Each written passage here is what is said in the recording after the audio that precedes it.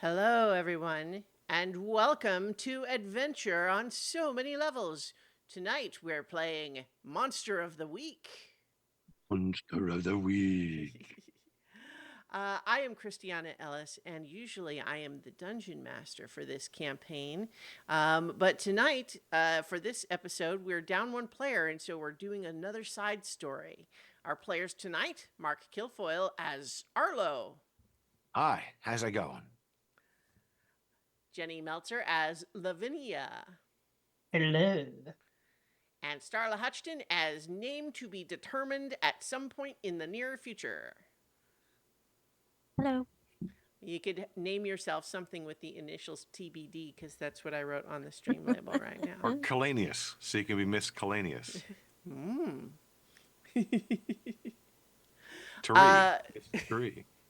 so, what we're doing tonight, because we are down one of our regular players, is we're going to, if I may refresh the memories of folks who don't remember where we are in the campaign. Our primary party, the Pocket Protectors, has a lot of work on their plate, and they just cast a wish spell, and it's a whole thing. But in the meantime, one of the many threats on the threat board was a strange sort of creature type slash phenomena known as the siphoners, and this is people in the mysterious island of Dinuthair who had found a way to draw magical energy right out of other people against their will, and it made them into a sort of magical vampires sort of creature. And there seems to be perhaps a lot of them. How many? Unclear.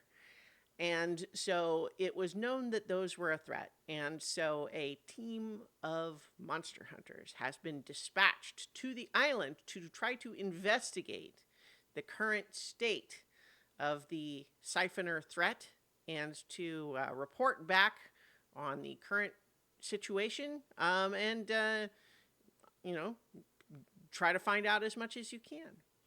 And in the main campaign, what we know now is that the folks who have sent out that team have lost contact with them. That's all we know.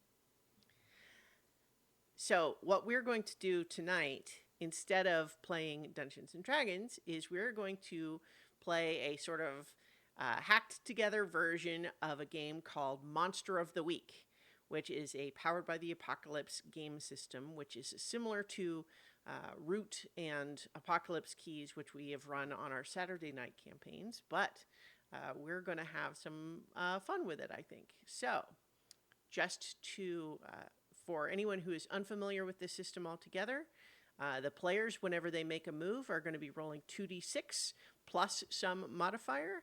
And there is, if they get a 6 or lower, that's a miss. 7 to 9, mixed success. And then 10 plus, full success.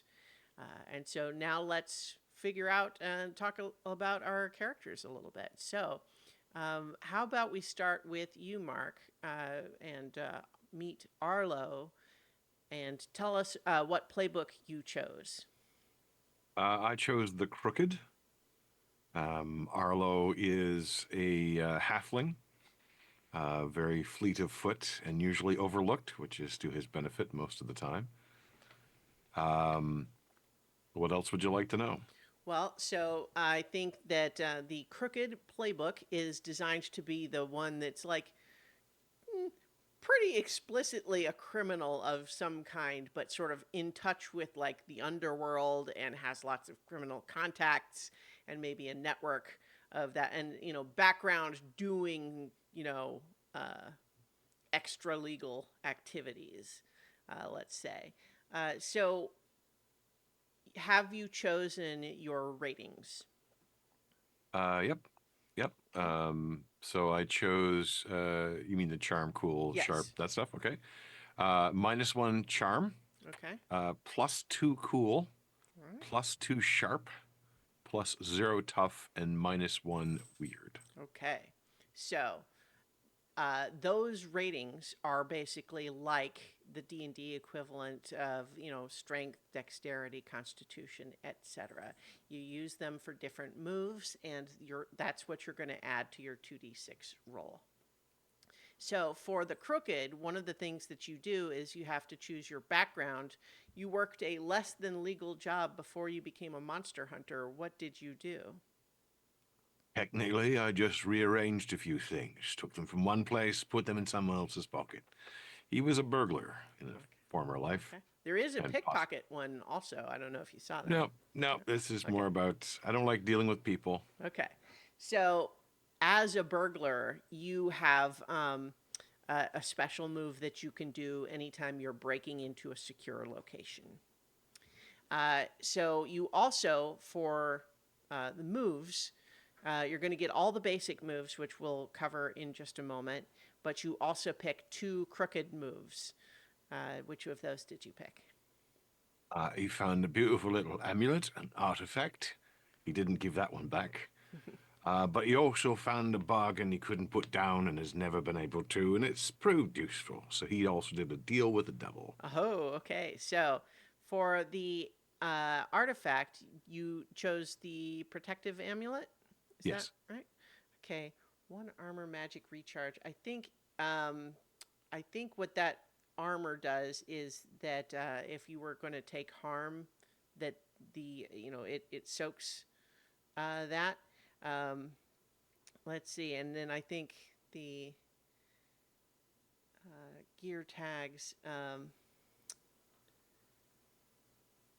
Boy, I went to look in the book for the gear tags because it's the 1 armor I think is straightforward, but the magic recharge, I'm gonna just assume that means that in order to replenish it once it's been used, you do a use magic move. Does that sound straightforward? Yep. Okay, and so then your deal with the devil, you need to pick either 1 or 2 things that you got out of the deal, and you can, um, you know, did you get wealth, fame, youth, sensual gratification, or skill? And Skill. I okay, haven't applied the skills yet, but I did get skill. okay, and so did you add +1 to 2 of your ratings, or if you have not I'm already, do that now? going to do that right now. It's going to add +1 to tough, Okay. and +1 to weird makes it 0. Okay. Just as a heads up, anytime we have anything that might add to a rating, you can never make it go above +3. Um, but by choosing skill, that means that you've got, in theory, a year before this deal with the devil is going to come due. Very cool. And so next on the next page, you choose some gear, and I think we can flavor this however we like because Monster of the Week ostensibly is a game that might take place in the modern day as opposed to our fantastical setting. But feel free to, you know, flavor up any of those items. So yeah, instead of the 38 revolver, it would be a crossbow. Okay. Instead of a hunting rifle, it is a wand of magic missiles. All right. And instead of a big knife, it is a short sword. All right. Great. And so I think that the heat is, feel free to decide some of those things, but they probably won't come up for our one shot tonight. And then I think some of these other items that they have on the sheet can be helpful for you as far as your character, but we don't probably need to go over them for our one shot. Okay. So who would like to go next? Looks like Jenny's I raising will. her hand.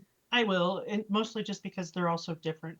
I'm kind of not quite sure what I'm supposed to do. That's okay. I will walk you through it. That's I'm Now, mhm. I did pick my ratings. Okay. So and I picked the divine, Mm-hmm. and I'd like to be here on behalf of Salomonia. Oh, sure. Obviously, I am her Great. sword of light. Mm-hmm. So um I have -1 charm, 0 cool, +1 sharp, +2 tough, and +1 weird. Okay, great. And so we'll go over the basic moves as I mentioned in a moment, unless anyone would rather I go over them now, if that will help you make your other decisions. Um, Maybe let's just do that. I'll just quickly Okay. go through the quote unquote basic moves are. There is first kick some ass, and that is a roll plus tough. So it will use your tough stat. That is basically just like anytime you're just fighting, like using weapons or whatever. And in particular, too, you can have magic stuff that you're using primarily for fighting purposes. When you're trying to hurt something, that is a kick some ass move, regardless of how you flavor it in the narrative. Does that make sense? So, for example, there is a use magic move, which we'll talk a little bit more about, but that is more when you want to do something magical more broadly. If you are shooting a lightning bolt at something, that is kick some ass. Act under pressure, roll plus cool, and that's basically anytime you are just like trying to deal with some environmental situation or an enemy that's attacking you, or just having to do something quickly and precisely. That's a plus cool roll. When you help out another hunter, that is also a plus cool roll. When you investigate a mystery, that's a plus sharp roll. When you want to try to manipulate someone, that's a plus charm roll.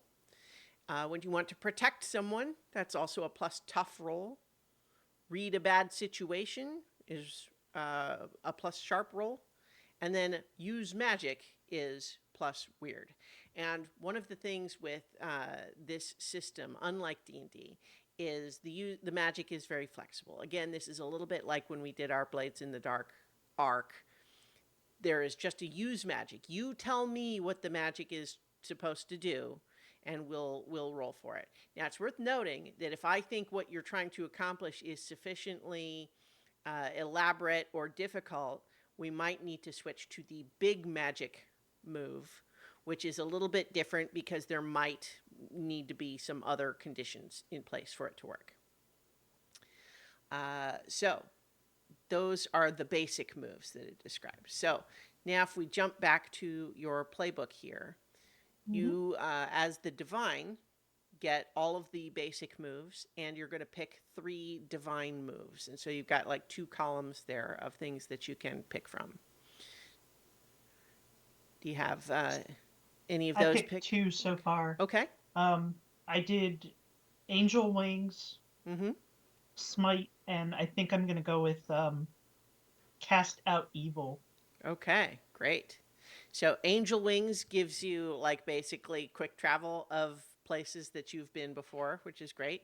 And it can be a little more complicated if you want to bring someone with you. Smite is just like you're always going to be strong against whatever you're fighting. I think normally in this game, part of the arc of any given mystery is that each monster has a weakness, and you really need to discover that weakness before you're going to have any chance of taking it out. Whereas with Smite, you're basically your attacks will always count as its weakness. And then Cast Out Evil, you can banish an unnatural creature from your presence. Sounds straightforward to me. All right, and so you need to pick one divine weapon. I picked the Flaming Sword. All right, great. What is your mission? What have you been put on, the material plane for a purpose? I think I'm gonna go with the first one just Okay, because like they're not as cut and dry. sure. They're not as like related to sort of what we're doing, which is Mm-hmm. you're here to fight the schemes of an adversary. Yep, So that's pretty yeah. straightforward. And so everything else on your sheet is more or less just like we were saying with Mark's sheet. The it's flavor stuff for you to use as you like. Now, what is your character's name and what do they look like? Lavinia, she is a high elf. and I will say she has like platinum hair and like these really vibrant sort of jade eyes. Okay, great. Sorry, I'm distracted. I didn't see Super where my dog tall. went. Sorry, go ahead. That's it. Yeah. She's just amazing because she's a high elf. Mm-hmm. Great. Starla, are you ready? I think I'm as ready as I'm gonna be. Well, we will walk through any of the decisions that Mm-hmm. need to be made, so don't worry about it. You All have right. chosen the Spooktacular playbook. Yes. All right. So, I've chosen the name Mistis, Mystis. M Seems very Y. stage namey. Okay. Mystis. Yes. Okay. All right. And so, have you chosen your ratings? Um, yes. So I went with +1 charm, Mm-hmm. 0 cool, -1 sharp, +1 tough, and +2 weird. Great.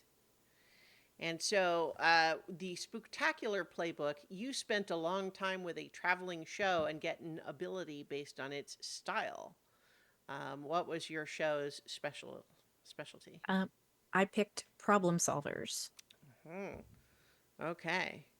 So, when you chat to someone or observe them for a few minutes, you can tell what their biggest problem is at the moment. Fantastic. Okay. Um, And so then for moves, you get all the basic moves, and you're going to choose two of these spooktacular moves. Have you picked those? Yes, I chose a negligible price and pay it backward. Okay. So a negligible price, you can make a magical deal to fulfill a desire for someone else. The price is that they reveal to you a secret. The world then arranges itself to fulfill their desire, fitting the scale of the secret. Interesting. Um, Gosh, I'm just thinking about how that works from my end. Okay. So I think that would be, there would be potentially a need to persuade someone, but we could figure out if that's how that works. And then which was the other one you said? Pay it backward. Okay. Give yourself or someone else an advantage on any roll. Roll three dice and pick the best two instead of just the 2d6. Whenever you do this, the keeper gains one hold. Hold may be spent to give any hunter, but usually you, a disadvantage. Okay. Right. Great. Fantastic. And then you also get to pick some gear. I went with a pocket knife and a sock full of coins. Okay. Great. And And then, then, so it looks like um, you would get to choose a vehicle. yeah, I didn't do So that. let's talk about that a little bit when we get there. But did you pick a mystical item? I did. I went with ghost shades. Oh, sunglasses that can see into the spirit world. It seems Mhm. darker than usual, obviously. And then I like that it also has a paraphernalia. You have all of this crap: tickets to a show, snack vouchers, decks of cards, etc., etc. Great. Does everyone's sheet have the paraphernalia thing? I don't think so. Okay, so in any case, let's talk about vehicles. Now, the game normally in the modern day setting would give you the choice of pickup, van, truck, motorcycle, and sidecar. Now, I think all of you are not from Dinuther. You are being teleported there to do this investigation, but I think that we can imagine that you have commandeered something. We're going to start kind of like, you're not going to get briefed. We're just going to just jump right in. You've already been there. And so I'll say that you've managed to acquire some kind of a, you know, vehicle to get around. So we can imagine that it could be something as straightforward as like a horse cart, but it could also be like some sort of an elaborate magical construct. So what would you all like it to be? Mistis, of course, gets, primary decision making power here, but I think we can open the floor to suggestions. Does anybody have any amazing ideas? Well, I mean, we've already seen like crazy like jet things flying in like our other characters, so we Yeah. know like the possibilities are sort of limitless. Well, and we rode in a stretch limo kind of thing. Yeah. I mean, you're weird, so I think you would have a weird vehicle. I feel like it would be like a Well, horseless carriage, like yeah. definitely like all black, maybe with a few silver accents on it. It could also look like like an animal too, because there was a giant tortoise at one point Mm-hmm. that I swam up feel to like us. it should be a gourd, like an empty gourd that's painted black and it just moves on its own. Does it even have wheels? Giant No. It just pumpkin. hovers. Yeah, A hover pumpkin, yeah. Black. pumpkinalia. Well, it would have to use its vines for like transporting, like walking Oh, on legs. So just Crawl. animated vines that it uses to crawl along. Yep. Fantastic. I Are they creepy? adore that. Are they Of like course they creepy are. vines? I feel like now I'm like have this canon in my head that Mystique, because that's what my character is calling her in this the haughtiest, most ridiculous way, like Mystique. So But I I feel think like the vibe of this is certainly something that we could imagine maybe they would have that at Dinner there. But the vibe of it kind of so goes with your whole spooktacular thing that do you think is this something you did find and commandeer once you got here, or do you have this as something like you can take it out of your pocket and um I feel like this is kind of catered to this particular character, so I feel like maybe she has this. mhm. Does it shrink down at midnight? That would be funny. But I'm kind of getting like rotting pumpkin vibes from it. Like Mhm. Oh, do you put it on like a backpack and just take it off and it expands out? that could be cool. That could work. And the vines kind I of wrap was over your imagining shoulders. what if you had like a little pouch of seeds, and if you plant one, it grows into this thing. But it only lasts 24 hours or something. Yeah, yeah, like it yeah, grows really quick, Mm-hmm. yeah, I like like that. Jack and the Beanstalk type thing. Okay. All right. So, uh, the three of you have been selected for this team. Now, there was another team that was sent to deal with the nightmare dragon, right? There was another team still that was sent to make contact with the rebel cells. But you three are different because it's understood that you are not on a diplomatic mission. Um, this is not a brave, noble, slay the dragon mission. You three are the ones that are sent in to get the job done, however it needs to happen. Now, you're, of course, completely free to do so using noble, virtuous means. But the most important thing is that the job gets done. And so the three of you, have you been working together long? Well, I think since I was with a traveling show, probably not. Okay.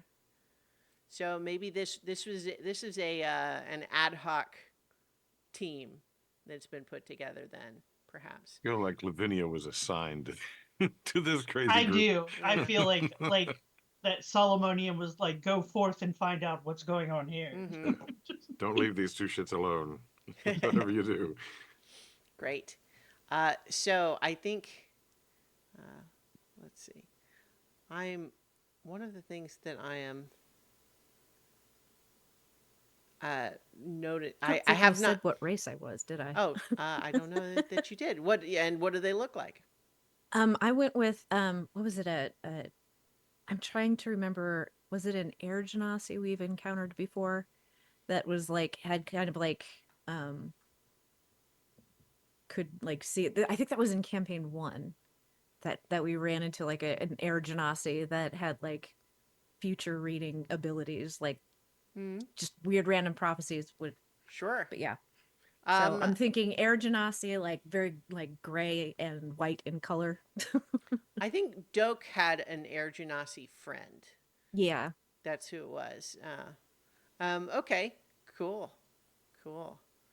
So I think I was trying to find if there was a spot in the overall book that was just explained what the. Oh, here they are. I found the pages that explain what all of those little tags are. So if you have gear, it'll say different things like um, sock full of coins is one harm, hand stun, right? So what that means in these, uh, well, they're not all here. Okay, it's fine. We'll figure it out. We'll deal with them as we need to. So Mine are on my sheet, like on the page. It tells me what it does. It's like 3 harm and right, but I think again in some firebolt. cases it'll say things like loud or messy, and I think I was trying to see if it wanted there to be some specific mechanical of that or if that's just something you build into the narrative. I think it's the latter, but in any case, we'll work it out. So, I think that all of you were sent here with the understanding that you are going after something that is really bad news, right? There is an expectation that there are potentially a lot of these things, but you don't really know where or what they're up to or how big an issue it is.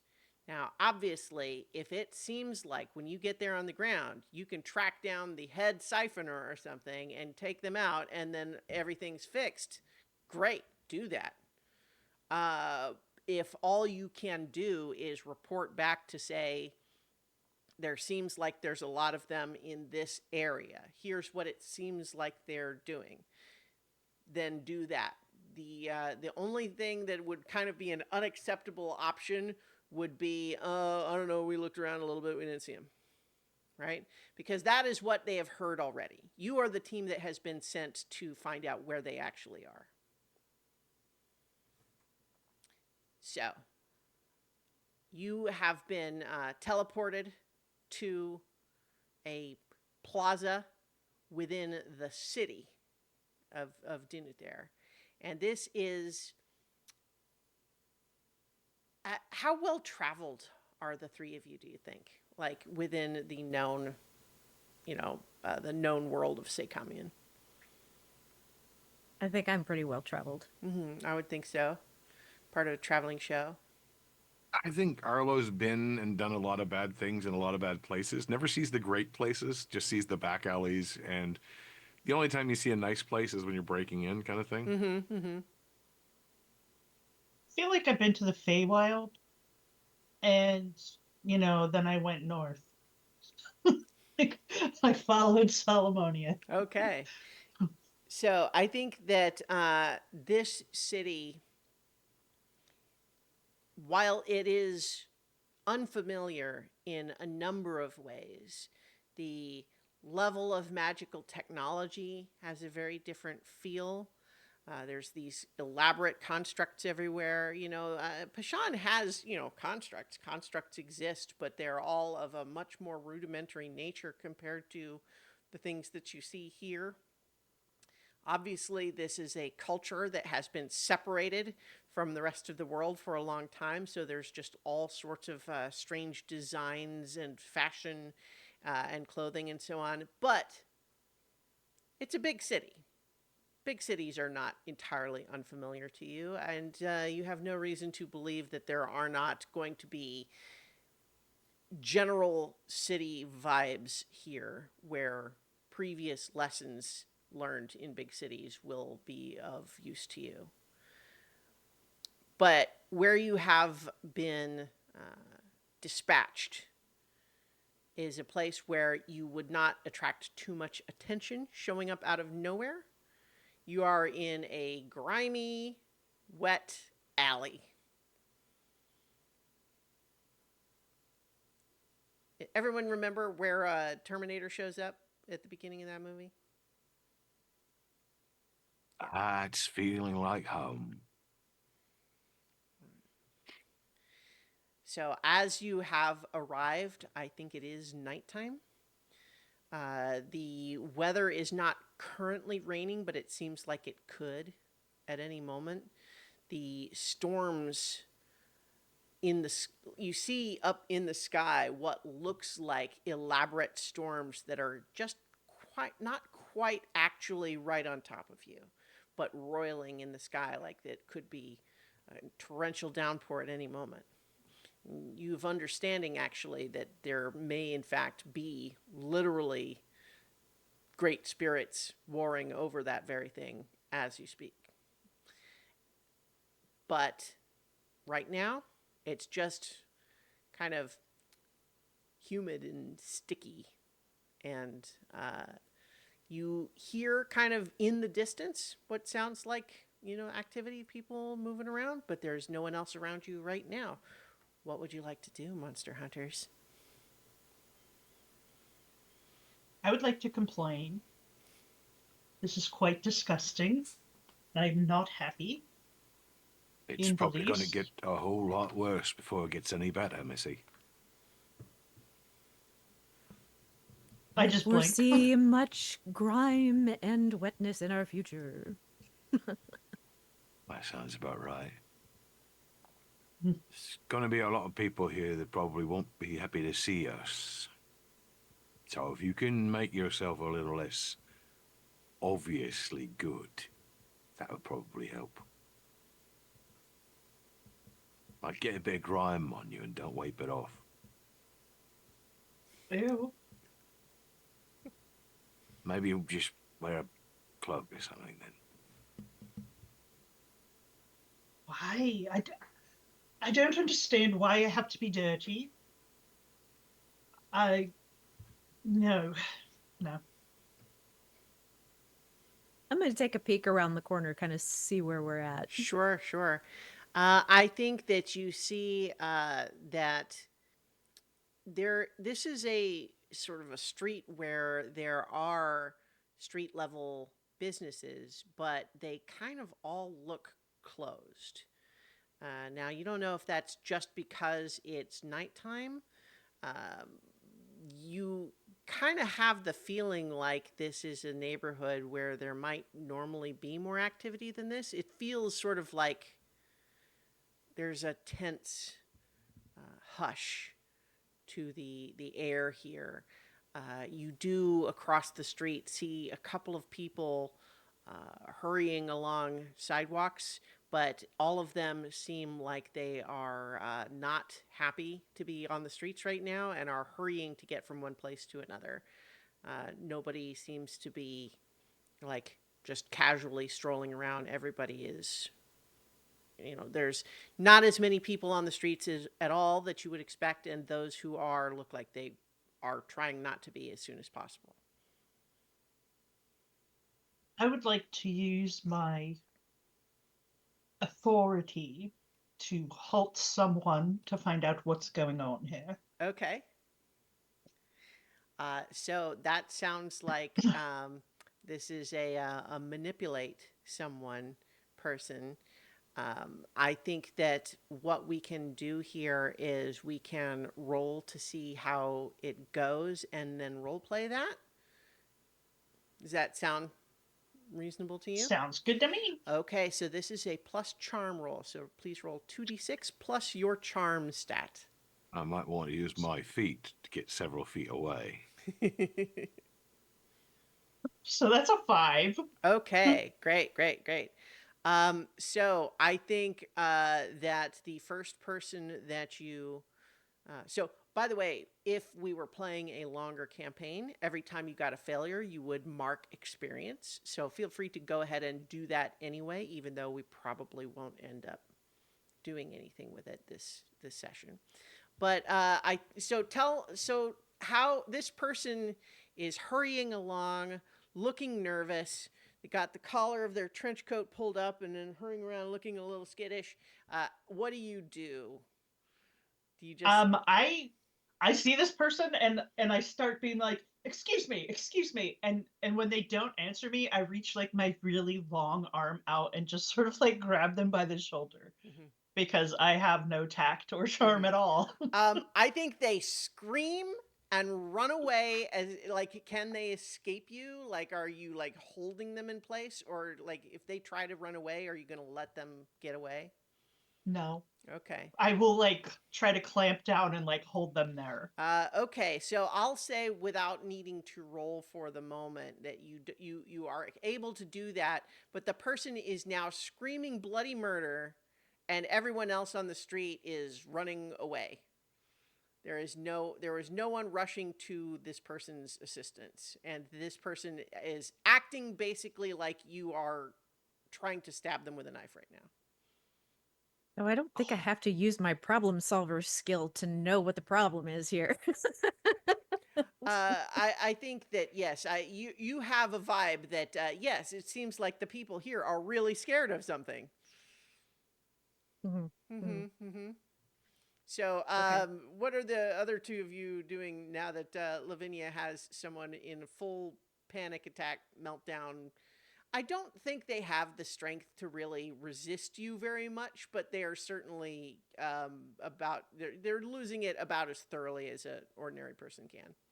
What would I have to do to put my gloved hand over the mouth to just stop it? Hmm. Does he I slowly think choke them to death? No, just over their face, yeah, like sure. to like stop I them. think so. How about an act under pressure here? That's going to be a roll plus cool. Okay. That is a 6 and a 3, so 9. Okay, so with a 9, you basically get to. I'm going to choose to give you either a worse outcome, a hard choice, or a price to pay. Um, I think that what I will say for the moment is just that you get your hand over their mouth and you have successfully stopped the sound of screaming that they were making, but they are biting your finger. Please take one harm.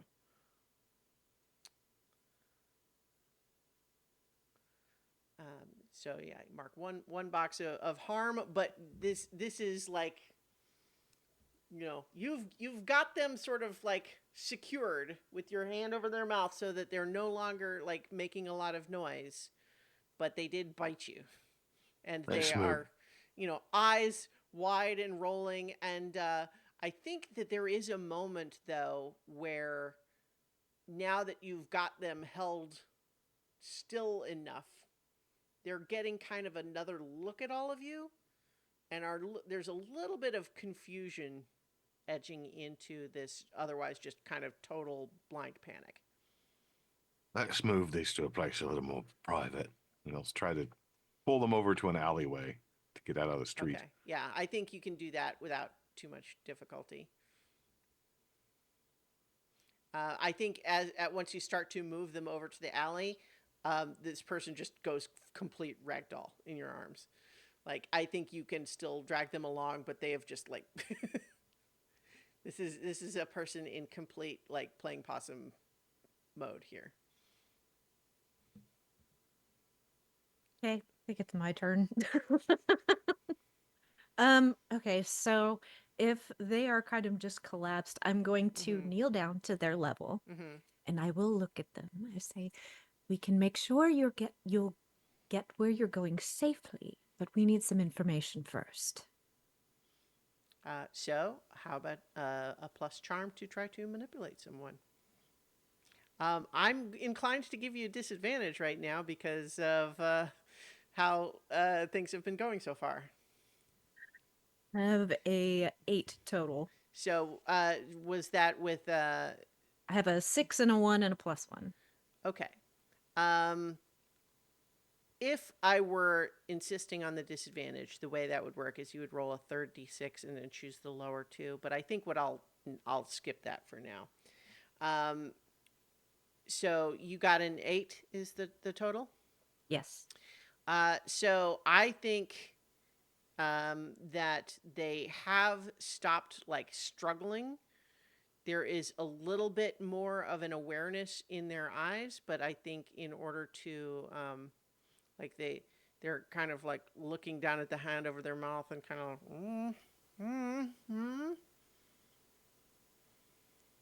Gonna kind of motion for um don't remember Jenny's name. Lavinia. Lavinia, going to motion for her to just kind of Okay. So the way this is working here is on a 7 to 9 they'll do it, but only if you do something for them right now to show you that you mean it. They say, "I'll, it's not safe here on the street. If you take me to my place right now, I'll answer your questions there." kind of glance at the other two. It's like, I think we can do that. How far away is it? It's a few blocks. Is there a quiet way to get there rather than the street? I mean, the street was quiet until you showed up. Everybody's looking over their shoulders, so looking for something. I mean, if I knew a safer way to get there than the street, that's what I would have been doing. If we just act natural like we belong, it should be fine. So what? We should all scream. Sure, why not? Everyone else is doing it. Yes, But if they're all keep your- cleared out, then don't do that. Just keep your So head down and look nervous. That's So what everybody does here. undignified. You're not going to drain my life force, are you? Heavens no. Not planning on it. That's the rules. You have to tell me if you are.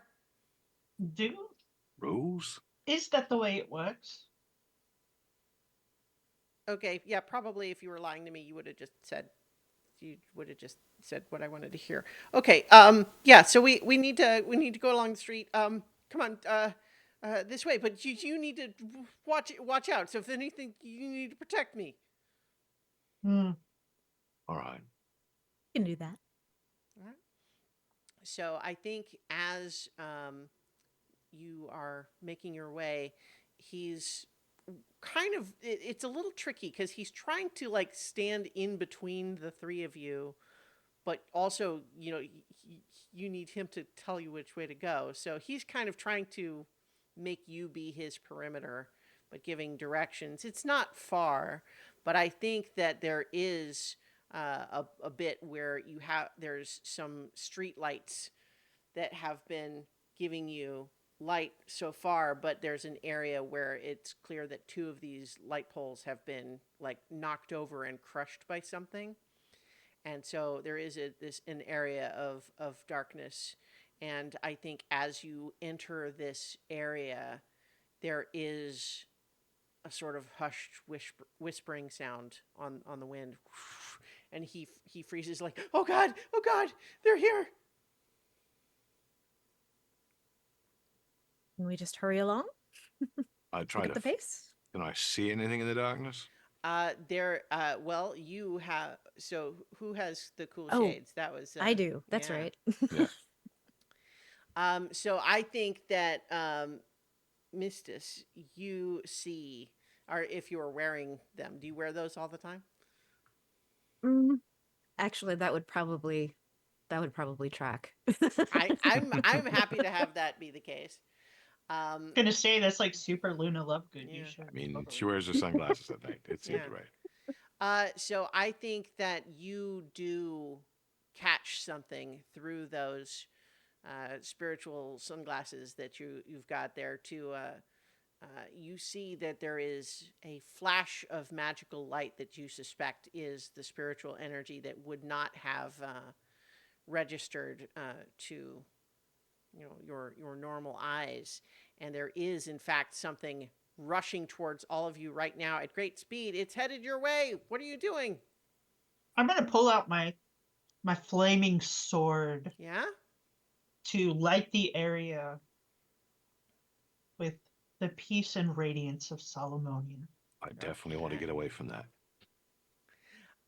Is the idea here that you are trying to banish? Um, Like, what's the goal for your move? What are you trying to accomplish? well, I mean, like we didn't see them until we came up on this like Mm-hmm. darkened area, so I am pulling that out in hopes that like the radiance from the flame Mm-hmm. will illuminate it enough that they'll kind of like shy back. Okay, well, so I think that cast out evil seems like a reasonable move to me. Um, uh, that you're trying to banish a natural creature from your presence, unless you don't want it to flee and you really are just trying to get light. I mean, we would have like because I'm an elf, I would have dark Okay, vision sure. theoretically. So I think if I see it, Hmm. I would definitely like Okay, cast it out. sure. So I think then if you would like to cast it away, then let's do that move. As opposed to, I think if you just wanted to sort of create light and manipulate the battlefield in that way, then that might be a use magic. But so if you are casting out evil, roll plus tough. 6, 8, 10. Wow, on a 10 I plus? have a plus 10. I have a plus 2 to my tough, Mm-hmm. and I rolled a 6 and a 2. So Great. So on a yeah. 10 plus, it is banished. I think that describe the effect of your your little move here. I feel like as I pull out like the flaming sword, the flames on it aren't typical fire. They're like really radiant and beautiful, and it just sort of like casts this net of light in front of us, and as it passes through them, it sort of like grabs them up and they just disappear. Wow. So I think as that happens, this we didn't ever describe this guy. I think that he is a early like maybe early 30s skinny tiefling man who's just or I guess that's what he looks like because he's a Dunatharian, right? So that's his current sort of appearance. He's got what looks like sort of a ratty, like I think it looks. You know what? I'm just going to describe it as a business suit. It's a sort of like a cheap business suit. But as this incredible display banishes this creature, he's just stops. It's just, wow, who are you people? How did you do that? Through the grace of Solomonia. Wow, okay. Uh, wow, wow. I Yeah, did say so we'd get you to your location safely. you did. You did. Yeah. So let's go. And I think he hurries you over past this darkened area to where there is a street level door, and he waves some sort of little magical token over a panel, and the door sort of chimes and then opens, and he takes you up 2 flights of stairs to a little apartment. You don't really see anyone else in the building, or at least in the common areas right now. But he uh, takes you inside, and he just says, sorry, I didn't know I was gonna have company." And he's like, hurry. He's like got dirty dishes in the sink and like laundry on the floor and stuff like that. Arlo's going to go over to any window, kind of stand beside it and watch the street to see if anybody reacted to this blazing flash of light. Mhm. So let's see. I think, uh, yeah. How about read a bad situation? Sure. So that's a roll plus sharp. That is an 8 in total. Okay. So on a 7 to 9, you hold one, which means that you can ask one of the list of questions here, which is What's my best way in? What's my best way out? Are there any dangers we haven't noticed? What's the biggest threat? What's most vulnerable to me? What's the best way to protect the victims? Um, I think, are there any dangers we haven't noticed? Okay. And so if you act on the answers, you get +1 ongoing while the information is relevant. And so I think that what you notice looking out the window here is that from this angle, you can see there are storm sewers along the streets, and you see some glowing eyes looking up at you from those storm sewers at an angle that you would not have probably noticed from the street level. Creepy crawlies outside. They come out at night, I'm assuming. Uh, yeah, mostly. I Do mean, they come into your building?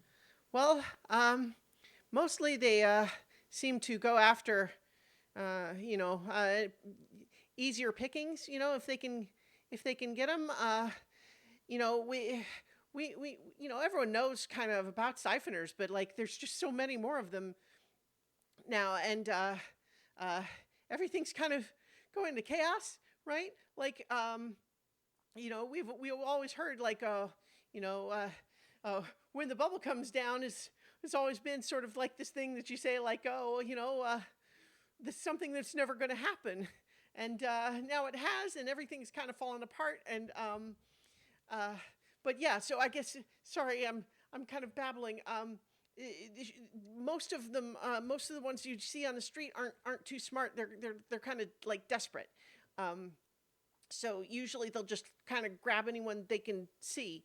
They wouldn't usually come into a building unless they're chasing someone in that they saw already. What about the ones that are not desperate? Well, some of that is just kind of rumors, but everyone thinks that there's got to be some that kind of I don't know. They work like almost. They seem almost like insects sometimes. Like if there's just one or two around, they're just like they're desperate to try to get any magical energy they can. They're like starving animals, um, but they can get a bunch of them together. They start acting like smarter, and people think that maybe that means that they have some sort of like a hive intelligence, and sometimes people think that it's just that there's someone who's given them orders, and so you see people see them as a group. That means that someone sent them out as a group.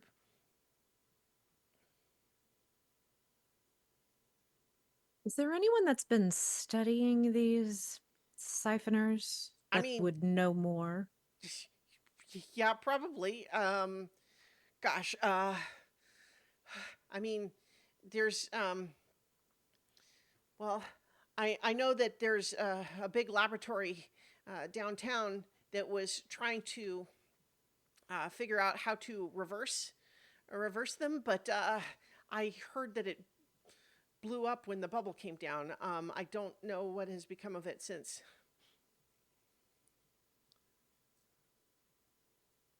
How far away is this place? Uh, I don't know, maybe uh, like 15 blocks, something like that. Is there a Could you map? give us directions? I mean, I guess, yeah. There's a it's a little bit of a you'll know it when you get there sort of situation. I did mention it blew up. Is Um, it? How long ago did it blow up? and I'll actually say, Arlo, since you had kind of been casing out the window already, you realize that there is kind of off in the distance, there is one area that weirdly looks almost like there's a spotlight shining straight up. Like, you know, it's a ways away, but there's some just sort of like shaft of light just shining up into the sky. Wouldn't be that thing, would it? Yeah, no, yeah, that's it. So, I guess, um, you could just follow that, I suppose. Although, seems like a dangerous place to be, if you ask me. Although, I mean, you guys obviously you kind of seem like you know what you're doing. Tell me more about these siphoners. You said they eat your life. Yeah, well, I mean like that's only half of the like that's if you're lucky, I guess. They just drain you and you just die, I guess. But but sometimes when they drain you, I, I guess anyone could do what they do. And some people, when they're getting drained, will get desperate enough to try and pull energy themselves from something else to save their own lives. But when they do, they just become another one of them. Have you ever seen it happen yourself? Or only heard I stories? I didn't see it while it was happening, but I someone I knew was turned. When they change, or they're basically the same person? Not all. For the benefit of audio only, I gave a frightened shaking of the head. So no redemption. That makes things easier. I mean, like I said, that laboratory supposedly was working on a way, but I don't know if they had made any progress at all. They come out at night. Do they not like the day? I mean, I think they just think that it's, I don't know. I mean, I guess they do come out more at night, but okay, this is stupid. I, I guess I thought that they just did that because it's scarier. That important to make people scared? Does that make it better? A thrill I, taste better? I have no idea. Like I said, I think that it was kind of a stupid idea. I hadn't really given any actual thought to. But people do get attacked in the day. I mean, yeah, sometimes. Although usually, I guess they don't usually like come out like out in the open during the day. Usually, like people will get like pulled into like a dark alley or into the sewers or into an abandoned building or something. But you don't usually just like see them out and about in the daylight. Have has anyone ever told you like what happened if they were in the light? Like have they been seen? I don't know. I try not to see them, honestly. Fair point. Your door had a funny wand to open it. Is that something we can expect to find in this lab? Doors like that? Funny? What do you mean? I just Your use. key. I mean, it's just a key. He just shows you the little. It's just a little token that has some like rune writing on it. It's just like a I don't little. know if It's a there's little. going to be any doors left. There's always a door. Go through the window if the door's locked, mind you. All I right. don't I don't think you need to worry. If there are doors and they're locked, I'm sure your usual methods will work just fine. The magic locks take time, that's all. All right. So, who are you? How do you not know these things already? Are, are you We from were sent outside? to solve some problems. Sent by who? Are you from outside the bubble? Have you not seen anyone from outside the bubble before? I mean, the bubble came down. That was obvious. And I guess it just stands. I mean, we don't. I have no idea what's out there. No one knew what was out there. But have you heard any rumors about outsiders being here? No, I mean, everything's been chaos.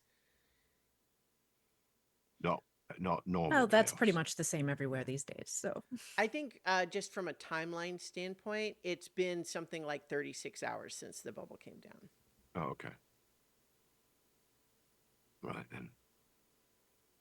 Is anyone fighting back against these things other than these researchers at a lab? I mean, people are trying, like the construct security force fights them, and like sometimes they, for like everyone just assumed that it's that we didn't see them that often. It was just kind of a rare thing because the security forces kept them in check. But I don't know if they're just like if they've stopped patrolling or if the situation has gotten worse somehow. I don't know, but it feels like they're everywhere now. What do these construct and security forces look like? Would I know it if I saw one? Uh, you know what a construct is? I've seen a few. Nothing very interesting to look at. I I feel like I don't know what you guys know. They're I mean they're like mechanical beings, and like some of them are just machines, but like some of them are conscious. They can look like all sorts of things. And they fight these siphoners, you said. Yeah, they're the constructs are usually what they would use because they can't be turned. They can be, destroyed. Like the siphoners can like pull from them, but they can't like just be turned into another one though. The Interesting. constructs can't be made into a siphoner. They can't do that. I guess Good to know.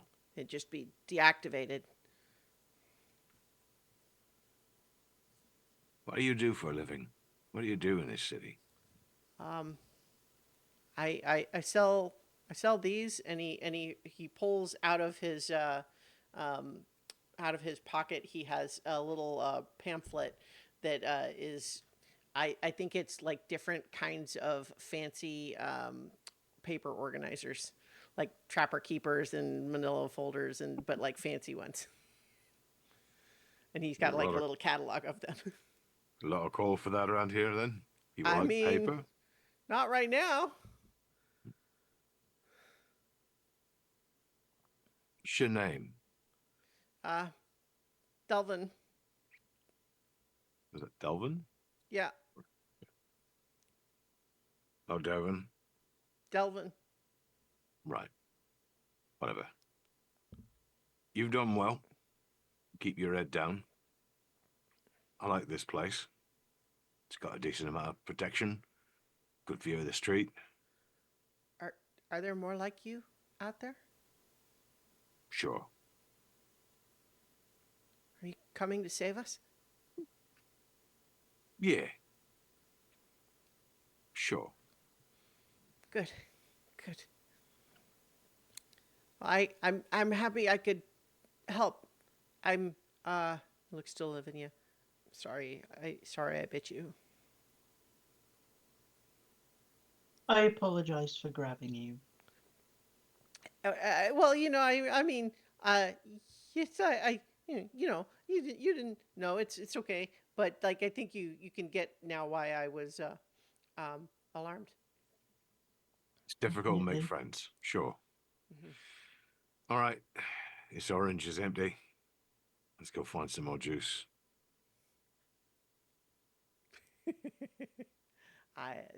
Delvin, I think gives you a blank stare, but Christiana approves. Um, So, before we leave, uh-huh. like I'll be the last one out the door. I'll kind of turn and because this is what I do. Um, I'm going to give him a ticket to one of their shows. It's like, Okay. should you ever be, um, 1,000 kilometers from here. should you ever be on the mainland, I encourage you to check out this show. It's highly entertaining. He's holding it like you've just given him a magic talisman.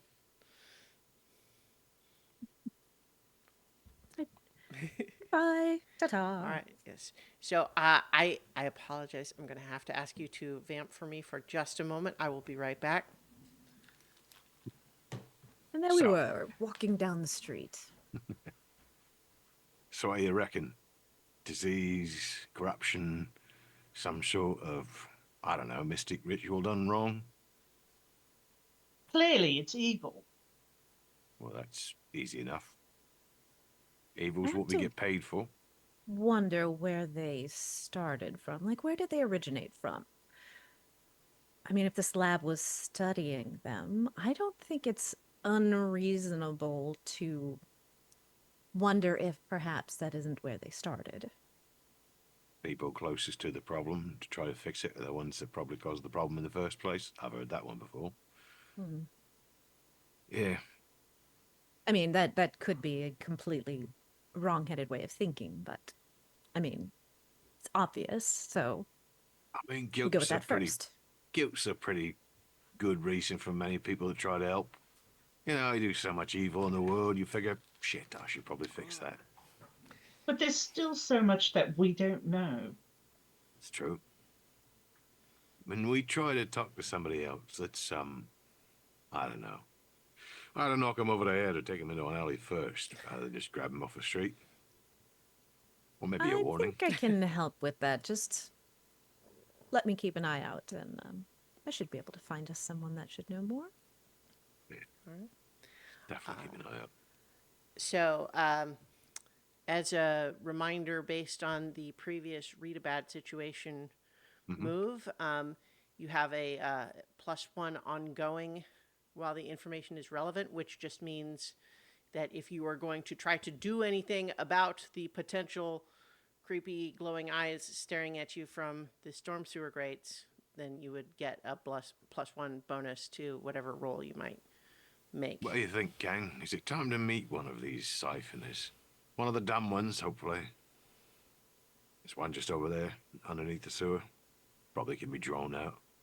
Look like a tasty morsel. I'm sure they'll want to come suck you dry. What Maybe do you you, think it Lavinia. is? I mean, he said that they suck the life out, but is it is that what it is, or is it magical energy? But one great way to find out.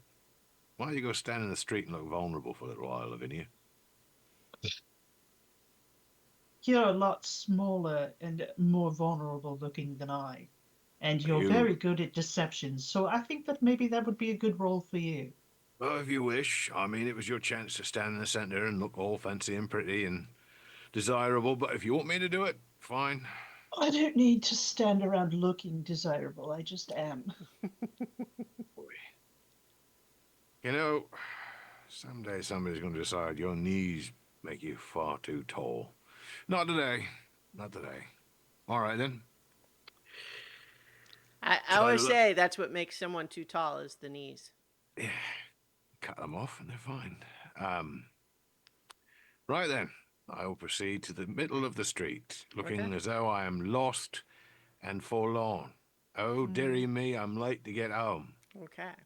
Uh, Terrible. I'm not even going to make you do any kind of a roll to attract the attention of this thing, um, because it clearly, as soon as you're out there, you get the vibe that it is sufficiently desperate that there's no coaxing required here. But what I am going to ask you to do is to act under pressure as it suddenly flows out of this storm drain like smoke and it is clearly like a medium-sized creature, but it flowed through a pretty small opening, in a way that makes it seem not 100% solid, perhaps. Um, and it flows out and it is just charging at you, and I need you to act under pressure to sort of deal with this sudden onslaught because it comes at you fast. That's just a cool roll. Yes, roll plus cool. Right. That is a 9. Okay, so the I will give you a worse outcome, a hard choice, or a price to pay. I think that so a price to pay would be um, I think the worst outcome here is that you manage to dodge out of the way. You're faster and you were prepared. And so you were able to sort of evade its charge. But as you sort of like duck and roll to get out of its way, and it sort of swarms past you, you see that there's three more approaching. That would be a 10 because I did get that +1 bump from the Oh, thing before. okay. Well, then in Actually, that sorry. case, never mind. That didn't happen. None of that happened. So, I think that we'll say that because I said that there are more, that there you do see that there are others around, but they're not all just charging at you in the same way. So you do what you set out to do in the sense that you were ready for this one. You evaded its charge, and now it looks like it's going to try to regroup and come at you again. But there's a moment now where everyone else can like try to do something if you're gonna. And I think Arlo is trying to Mhm. study this thing, so Yeah. it's the last minute that he manages to make that dodge out of the way. Sure. So I think that first of all, this creature, it's very wraith-like. It seems like there's maybe sort of a hint of a humanoid, sort of two arms, two legs, a head sort of shape, but flowing almost like it's the different parts of its body are not all solid at the same time. And it's like parts of it are almost just like smoke, and other parts are solid. But you see those glowing eyes and the overwhelming body language, sort of vibes that you get from this thing is something that is just absolutely in desperation to just try to grab at you and hold on and presumably drain you of your life force. It does not look like it has any other thought in its head. Um, so okay. So when we've got something that's like use magic, that's just we just tell you what we'd like to do. Yes. I'll also offer that there is the investigate a mystery move that can also be done here if you're trying to like understand more about these things. I'm trying to come up with a way to restrain it. Sure. So like I mean, you can just say like we don't have to use D&D Mhm. spells here, right? Mm-hmm. You can Right. just say you would like to use magic to try to what? Like wrap it up in a force field or something like that? Yeah, I was thinking just because I'm an air genasi, that Mhm. would make sense to Sure. use the wind in some way to Mhm. contain it. Yeah. Great. So when you use magic, say what you're trying to achieve, what you've done, and how you do the spell. So just like what does this look like when you cast it? Um, I imagine there's a little bit of debris that comes up from the street, and like the edges of this thing would, flow with the air currents. Mhm. So like you could tell that there was definitely something happening, but you can't actually like see the Mhm. wind itself. And then I got a 8. Okay. So a 4 and a 3 and +2. Sure. So on a 7 to 9, it works imperfectly. Choose your effect and a glitch. And I will, the keeper will decide what effect the glitch has. And so there's a list here. If you have that other PDF I sent you, this is on Mhm. page 2. under use magic, there's a list of effects, and then there's a list of glitches, and so you're choosing one of those. And so the effect you were Trap. going for, trap a specific person, minion, or monster, seems like that's the desired effect, right? Yeah. And then you can choose one of those glitches as well. I'm gonna say the effect is of a short duration. Okay. So I think that you recognize as you have wrapped it up in this sort of, uh, torrential but extremely localized wind that is keeping, every time it tries to move through it, it's just sort of blown back to where it was. But you know that this is something that you suspect it's only going to be a matter of time before it will figure out a way to move out of it. And you don't think you have long, but for the moment, it does appear to be trapped in there. We only have a moment, folks, so Arlo's ask what kind you of will.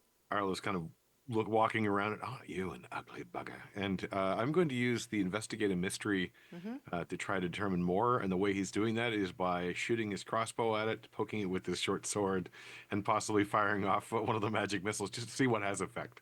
Okay, well, so if you are doing this primarily in an I want to find out information Mhm. way, then that is investigate a mystery as opposed to kick some ass. Like Right. if you're trying to hurt it, that's kick some ass.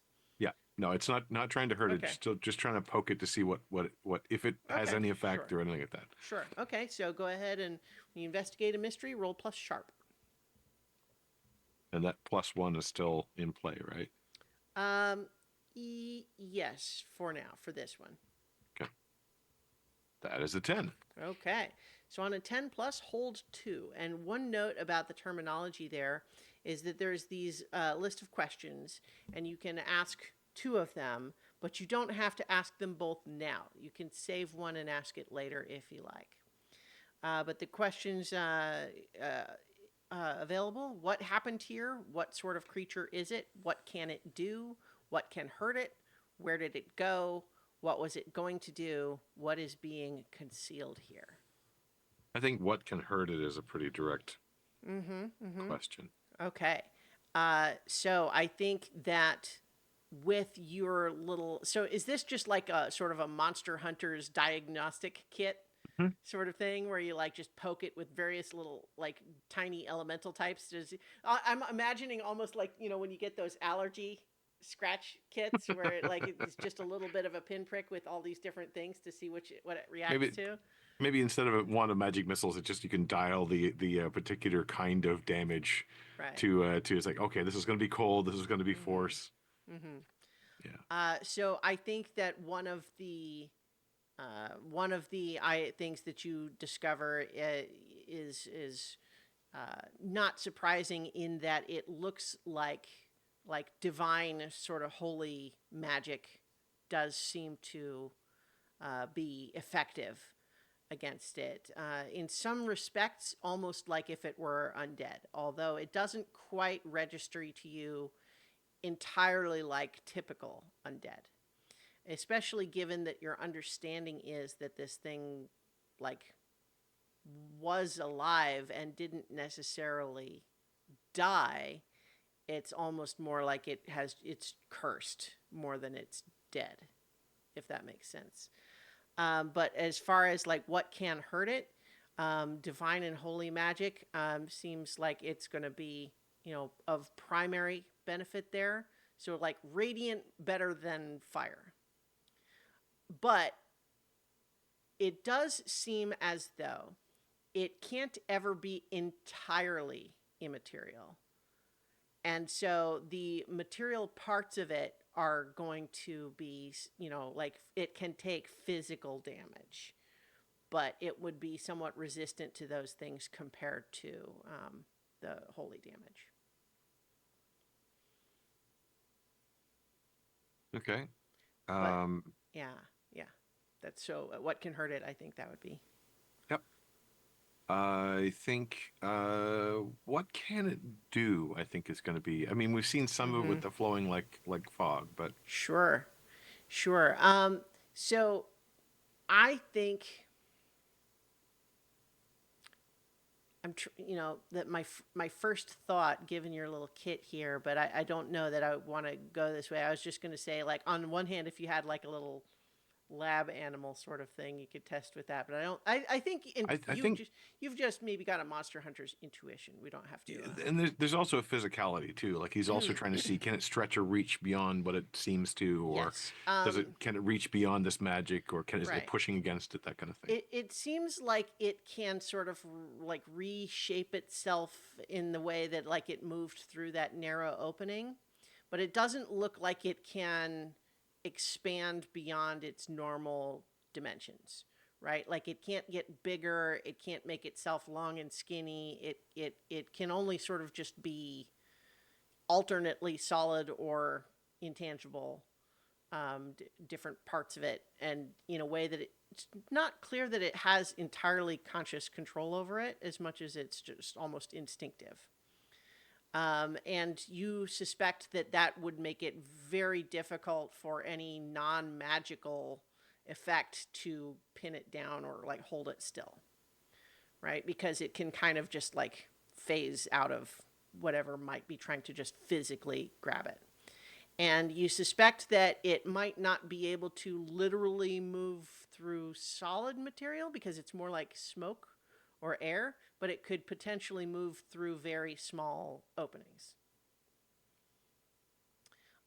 So as far as that ability, it looks like it would be very easy for it to like get in or out through small openings.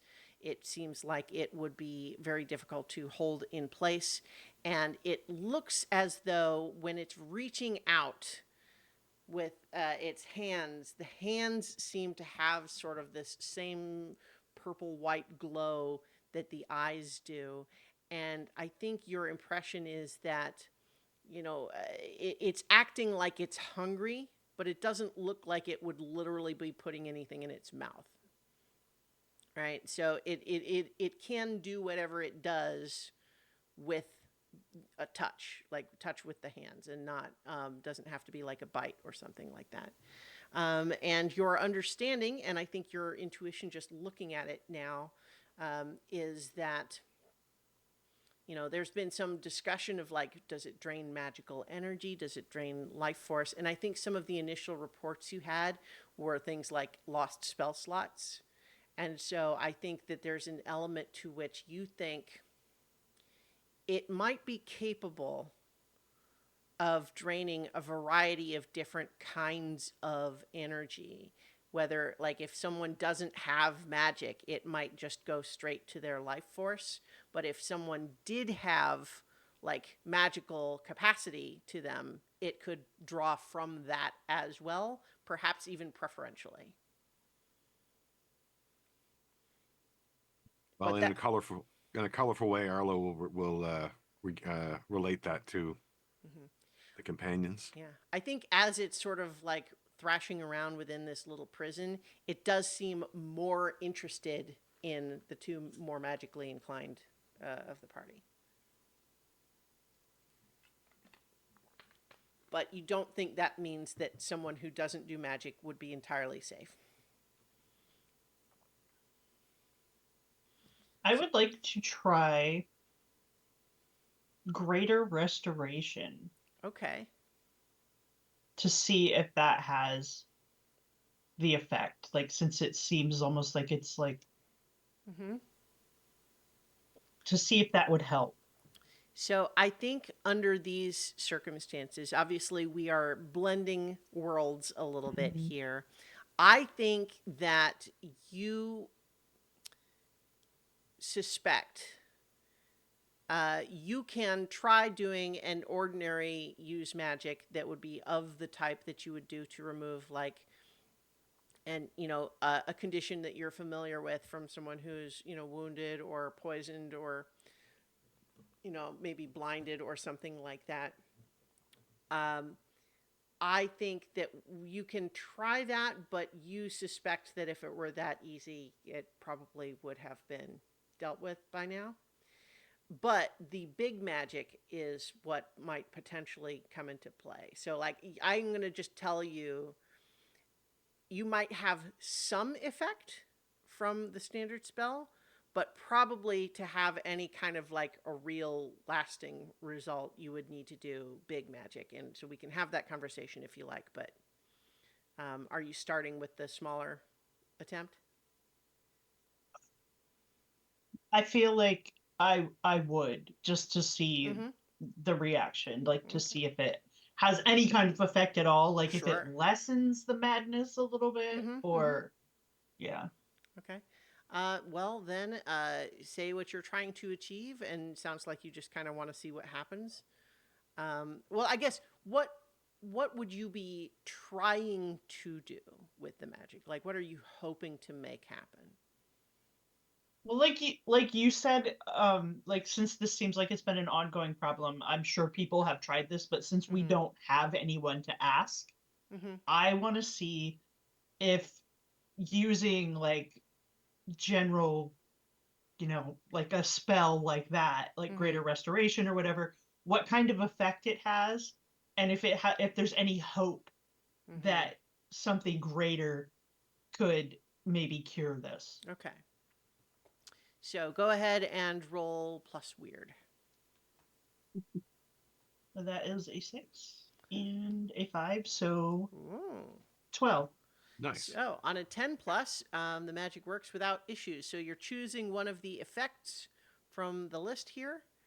Um, and with the understanding that I mentioned that this is you suspect this would not be like a permanent fix, but it sounds like you were maybe looking at that heal one harm from an injury or cure a disease or neutralize a poison sort of vibe. Yeah. Okay. So I think that as you cast the spell on it, it does not at all feel like it usually would when you cast this on a living creature. But it seems like when you channel out this magical energy, that the creature sucks it up like a sponge. It's absorbing that magical energy from your cast spell, but it is a magical type different than it might have expected or normally, given since you've channeled it in a specific way. And I think that for a moment, at least, it becomes more entirely solid. It looks a bit more humanoid now, but and it's entirely solid. The It is a gaunt, gray-skinned, yellow-eyed individual who is now no longer wraith-like in that way, but still looks like someone who's been starving for, weeks and weeks and weeks, sunken eyes and cheekbones, and dressed in tatters, and looks at you with kind of an alarmed wonder in your eyes, and kind of just, you know, blinks at you in surprise. Did it work? Um, I would like to use my negligible price move Okay. because it looks like maybe it's capable of like rational speech, thought. I don't know. Um, Okay. so I think there would be like some prelude to this would be I'll trade you a secret for your desire. Something like that. Okay. Well, so I think the way your thing works is that like they give you a secret.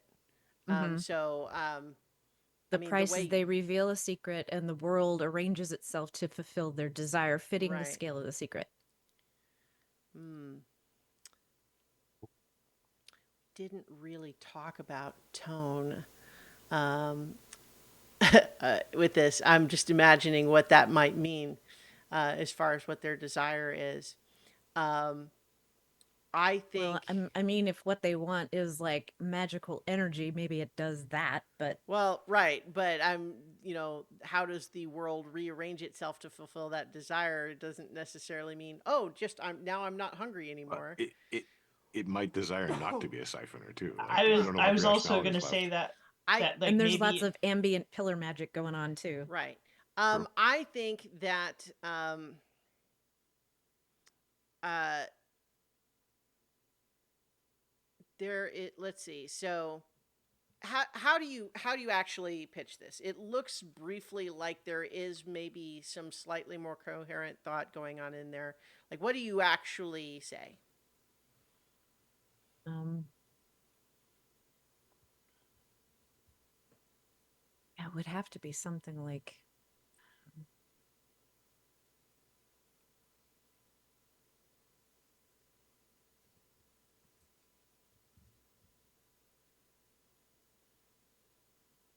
in exchange uh, for your deepest secret, I can grant your deepest desire, something like that. Because that kind of works a little bit like kind of like how the pillar does. That's kind of Hmm. creepy. Yeah. Um I think that there's like you say all of that and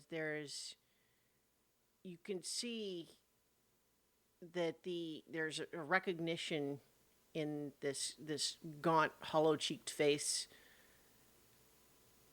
and then it says,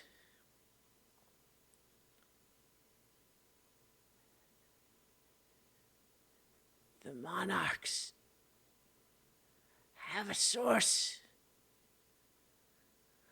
of both energy and travel that they will find to let us go anywhere and eat anything.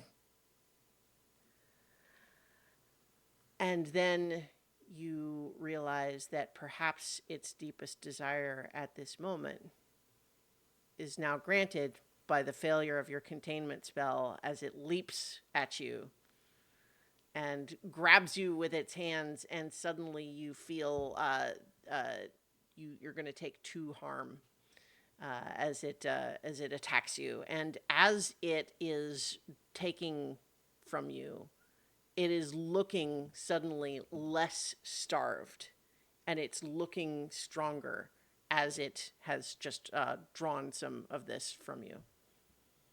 I would like to cast out evil Okay, as it grabs her. sure, yeah.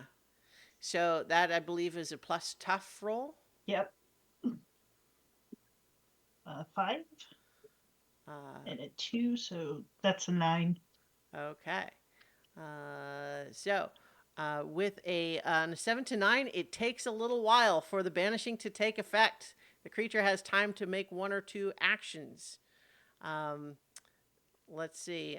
So I think in this case, it is snarling, and it's like its flesh seems to be like hissing and burning as it is reacting to your magic, but it is currently feeding on Mistis, and you can tell that it wants that more than anything, and it's willing to put up with some of that damage that it's taking in the meantime.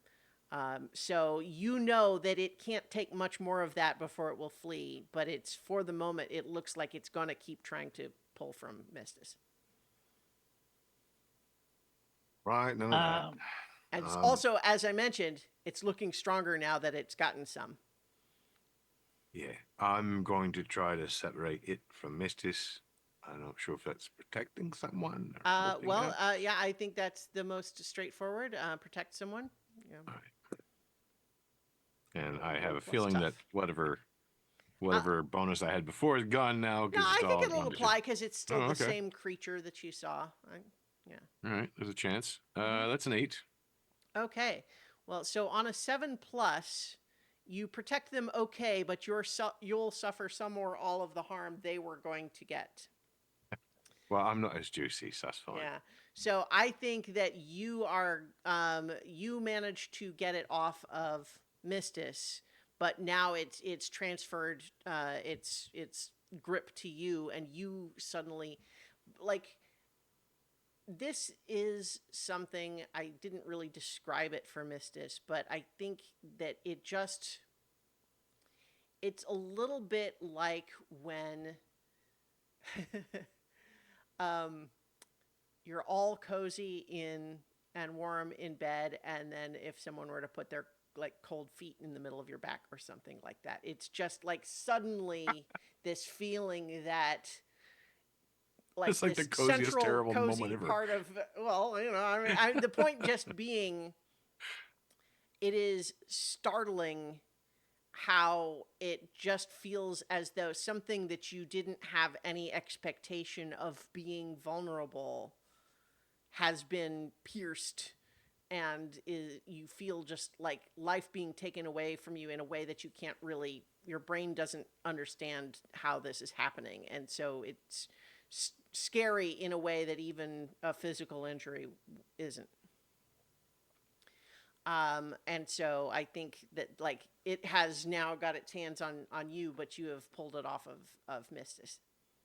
Now that I've seen both of my companions do this, I would like to kick some ass and Mm-hmm. smite it. Okay. So when you are, let's see, where's my, with your smite move, Mm-hmm. your body and divine weapon always count as a weakness against the modern monsters you fight. You're not doing an unarmed attack. You're using your flaming sword, I assume. Yep. So go ahead and roll to kick some ass. That's a plus tough. 4 and then 2, so 8. Okay. So And it says it's like 3 harm.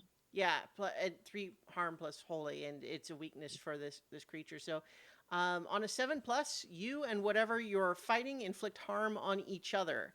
The amount Mm-hmm. of harm is based on the established dangers in the game, and so basically, what this is going to happen is because it's a 7 plus and not a 10 plus, it manages to try to draw some from you, and so I'm going to have you take that 2 harm as well. However, in the process of letting it get close enough to do that, you manage to get that holy flaming sword to just go right through the center of it. And it's not intangible anymore now that it's fed.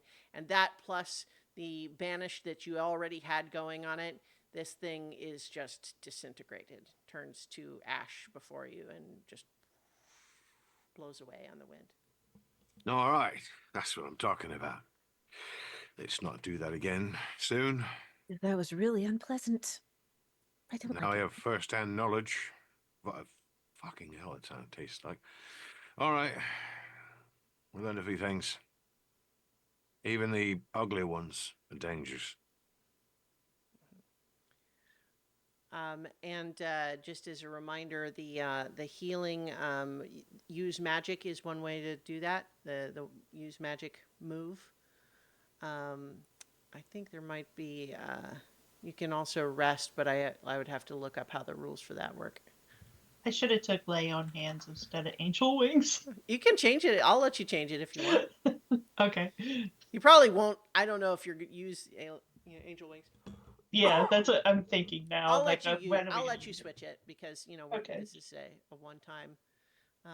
So lay on hands here. Your touch can heal injury and disease when you lay your hands on someone hurt. Roll plus cool. Oh, y'all are dying. Well, go I'm ahead. like, Got no cool.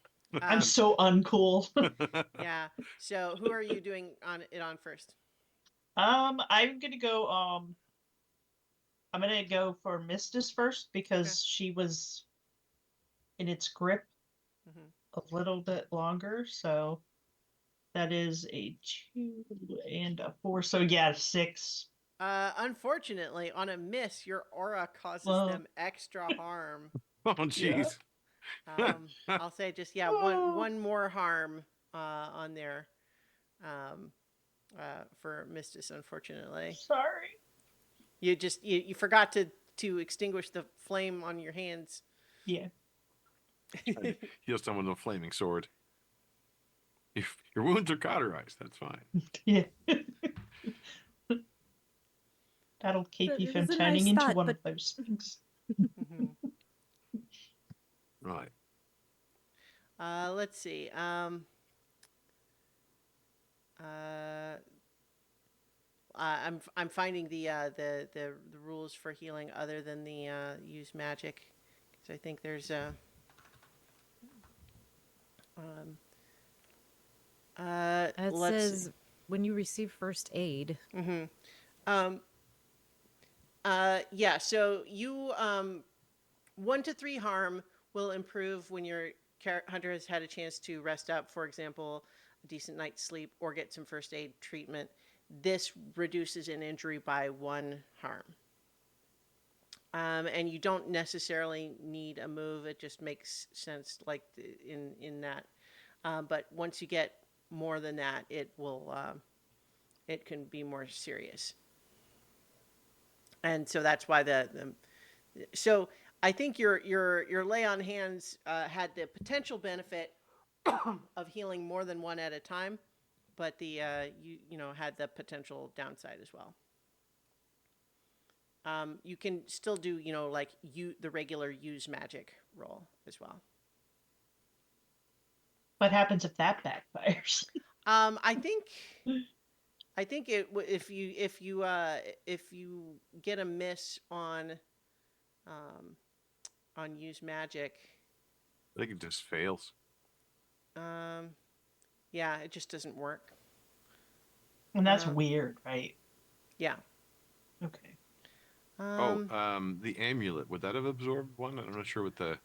yeah. So I think you take one less because your amulet is like currently spent. Okay. I'd have to do a use magic to recharge it. Is that right? Yes. Okay. So I'm currently sitting at 3 harm. Like, can I do the first aid? What was it? Yeah. So I think yeah. Yeah, it says Excuse me. wounds improve when you receive first aid and later when you Yeah. rest. So like if you all sort of like took a moment to kind of like hunker down a little bit, kind of the equivalent of a short rest, so to speak, and you're literally treating each other in this way, you could each recover 1 harm just from that. Okay. Yep. Well, Devin I'm lives at across the I was street. at 3 too. We could possibly go visit him for a moment. You got any band-aids?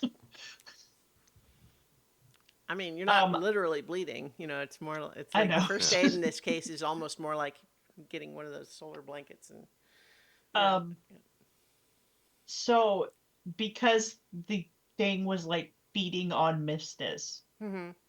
and she suffered like injuries like that, is there any like sign that I don't know that she could turn into one of these things?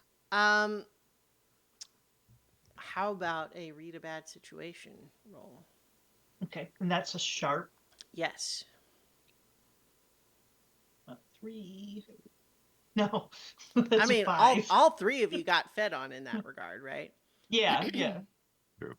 Yeah. So I'm not changing. I think with a 5 result in this case, you aren't sure. Um, actually, I'm gonna see if the full version of this says anything more about. I feel like it's the kind of thing we would be able to tell right away, but Mhm. Just means we have to watch each other because at any moment one of you could turn. Yeah. Oh, so on a miss, you might misread the situation, or you might reveal tactical details to your enemies. I think that as far as you all know, it might have already started. You don't see any signs of it, but you don't know what it would look like. You did get from Delvin that it seems like he thought that it kind of requires a choice made from the person being fed on to themselves try to draw this energy from something else. But you don't know for sure. Right, just keep an eye on each other. And at any sign of really bad trouble, we'll pay attention. We might learn something before you have to stab your face. Did anyone else want to try to do the use magic to heal? I'm gonna try to use magic to recharge the amulet. I will say that it does have on without the compressed reference sheet on a miss use magic, you lose control of the magic. This never ends well. So there is going to be some kind of a consequence if you get a miss on use magic. It is one of the problems with this system is things tend to go very badly. Well, most I of the mean, time. you know, I mean, it's this game is designed to not be just about, you know, you want things to affect the story. Yeah. He will try to recharge the amulet, though. Okay, go ahead and use magic. That's a plus weird. So that's double ones. Okay. Well, there's not strictly speaking anything such as a critical fail mechanically. However, Yeah. I think there is some latitude on my part. So I think that if you are going to, I think that when you start to try to recharge it, you for a moment feel like it's drawing the magic to recharge itself, but then that it is going to try to take more from you. And you can either potentially let it see what it's going to do, or you can drop it. But it seems like it is now going to try to take more from you than you were prepared to give it. Yeah, no, drop it. Like a stone. Okay. Damn it. It infected my amulet, too. It's you notice that there's a glint of reflection on it that seems like it's reflecting some white purple light that doesn't seem to actually be present anywhere. I'll try to wrap that up and put it in a bag. Might be useful later. As long as it doesn't try to eat me while I'm trying to wrap it up carefully with a bag. I think you can wrap it up in a bag without difficulty. All right, magic's fucked. And they won't eat you. Other than that, not such a bad day. You want to take a moment? Gather yourselves? You, I guess we want to press on. Can't stay out here one way or the other. Gotta move or go back. I think we've stayed long enough. It's time to go. Right. So Big fucking beacon. Good I enough to think go. you all recovered one harm from just like taking a moment. All right. Yep. So my assumption is that you are following the big light in the sky. Trying to be careful about it though, not walking down the street this time.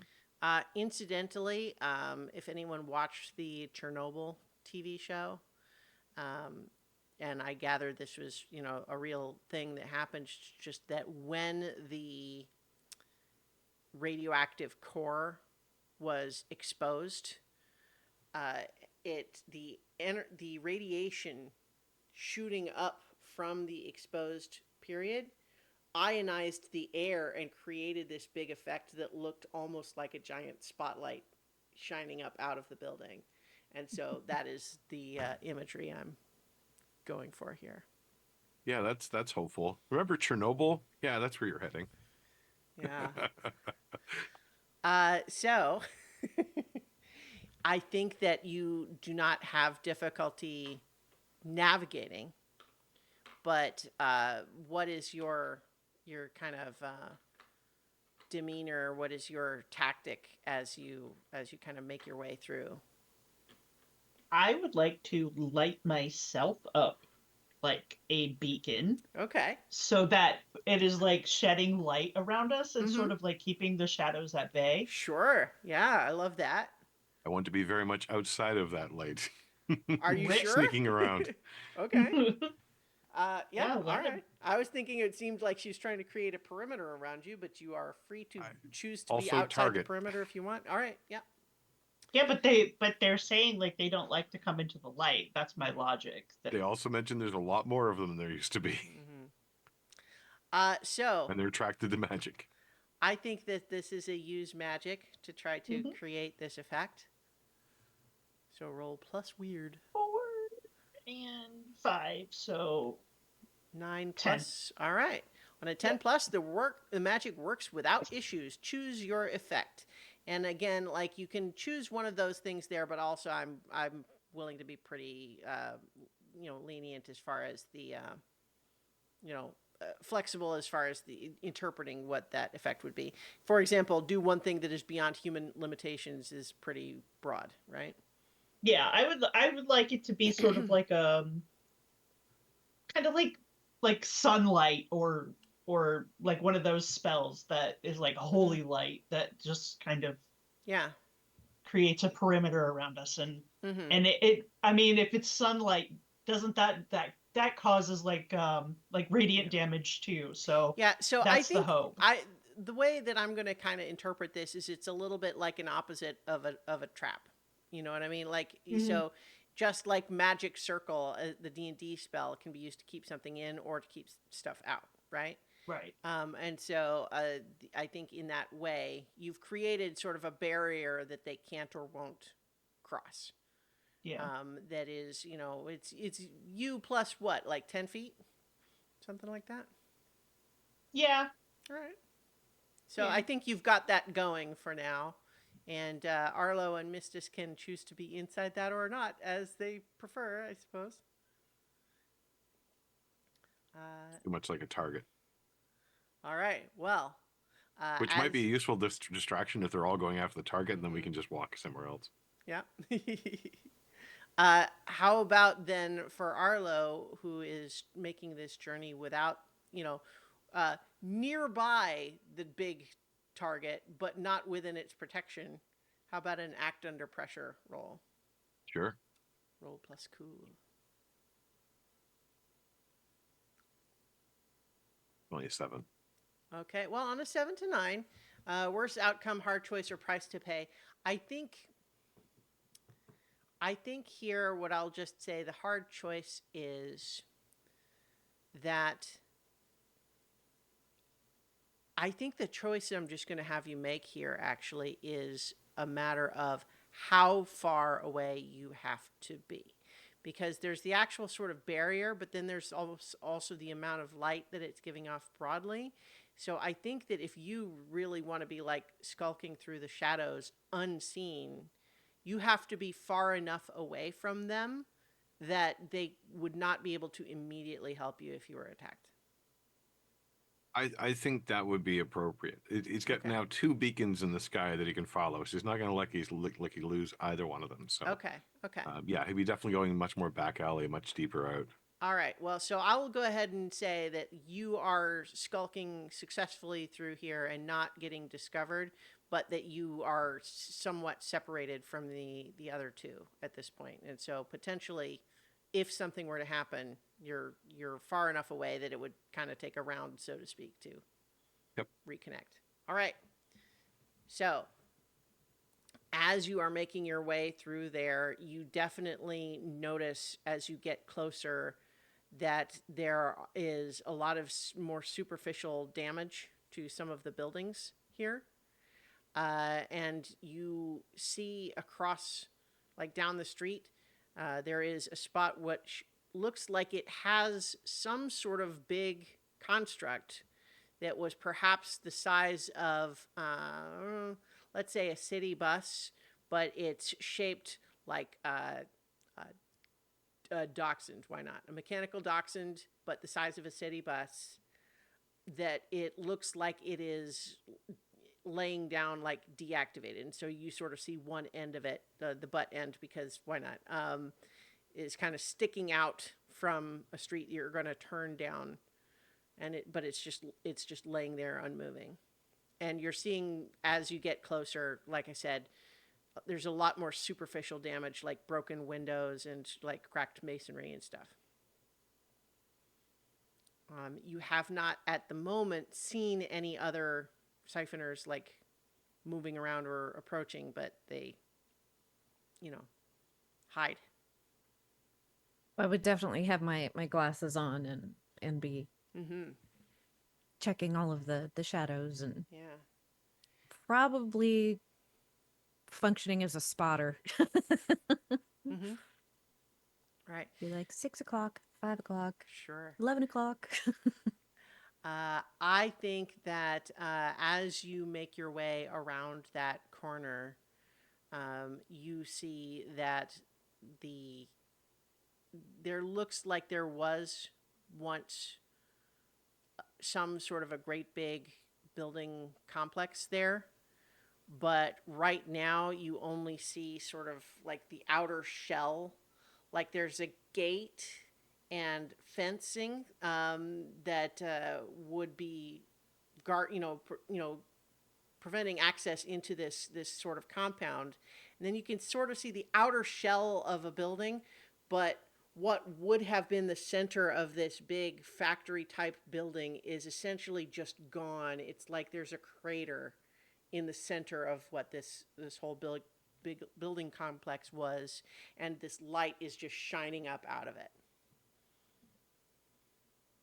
We get any kind of feeling about what this light is? Like, is it magical in nature? Is it just like, I mean, I would assume it's magical in nature. Like, Mm-hmm. does it feel like radiant magic? Like, or Yeah, how about fire? someone should perhaps investigate a mystery? Hmm. I have a -1. Who can do better? Alternately, I will also mention that it's sharp either way, but the difference between investigate a mystery and read a bad situation is in which questions you get to ask, basically. So investigate a mystery is more about like what happened here, sort of thing, as opposed to read a bit bad situation is more like tactical. I think Arlo would read a bad situation. Okay. You also your when you're planning to break into a secure location, you can also use your burglar related there. But you're trying to read a bad situation. Yeah. Yeah, it might be breaking in later, but we'll see. Okay, sure. So go ahead and roll plus sharp. This gets 8. Okay. So on a 7 to 9, you get one of these questions. Your hold. What's my best way in? What's my best way out? Are there any dangers we haven't noticed? What's the biggest threat? What's most vulnerable to me? What's the best way to protect the victims? I think what's the biggest threat? It's probably the one Okay. that he's looking for. Um, you think that whatever caused this explosion doesn't seem like it can be uh, entirely over just by nature of that light coming through it. So there is something giving off all of that light, and you suspect that whatever that is the most potentially dangerous, destructive factor in this whole situation. But you don't necessarily know what it is. Like, is that actually related to the siphoners? Is it a different sort of phenomenon? You're not sure, but whatever it was enough to create a gigantic crater and then still have some juice.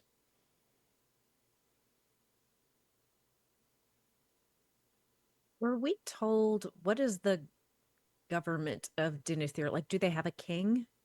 I think that, I mean, It was Because you I Timmy's mean, would, it seems like Towers. bureaucracy, yeah. like So metagaming, but so what I was just going to say is the only information you could even theoretically have would have been whatever the pocket protectors shared. And so I would say if you feel like as players you know what the pocket protectors know. well, because they would have shared who all the major players are, Mhm. like on Dinethir. Yeah. So, like, if there was a king or a monarch of some sort, they would have mentioned that. Right. Yeah. I think as far as you know, there is no obvious organized government. Okay. There's maybe more of an oligarchy sort of situation where the people who are wealthiest and most powerful get to basically do what they want. I'm trying to remember the exact words that that siphoner used. They gave Monarchs up have their a source of secret. both energy and travel to let Yeah. us go anywhere and eat anything. Approximately, Mhm. they said. So I'm gonna mention this to my compatriots here.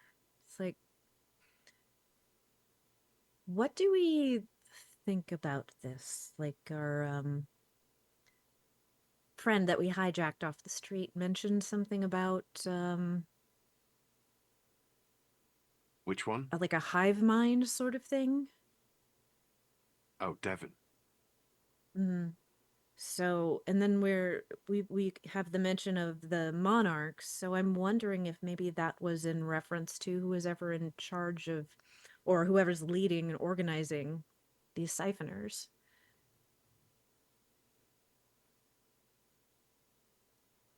Funny thing about some bugs are called monarchs too. And they sounded like they was working like bugs too. So it might be royalty, might be a great big bug.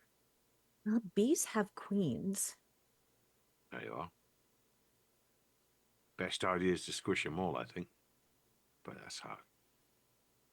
Cut off the head, maybe the rest will just fade away like cockroaches, to spin this weird analogy about bugs. Well, see, I'm just now thinking like the classic superhero movie trope of you take out the queen and all of the drones just like fall limp, and I'm thinking that's not really what happens with bees. No. If you find a They hive of they bees just and vote a you new go in queen. and squish the queen, I don't think the rest of them all just lay down. No, No. they make a new one. Well, they also react, Oh yeah. probably. Yeah. Any case, though, yeah. So if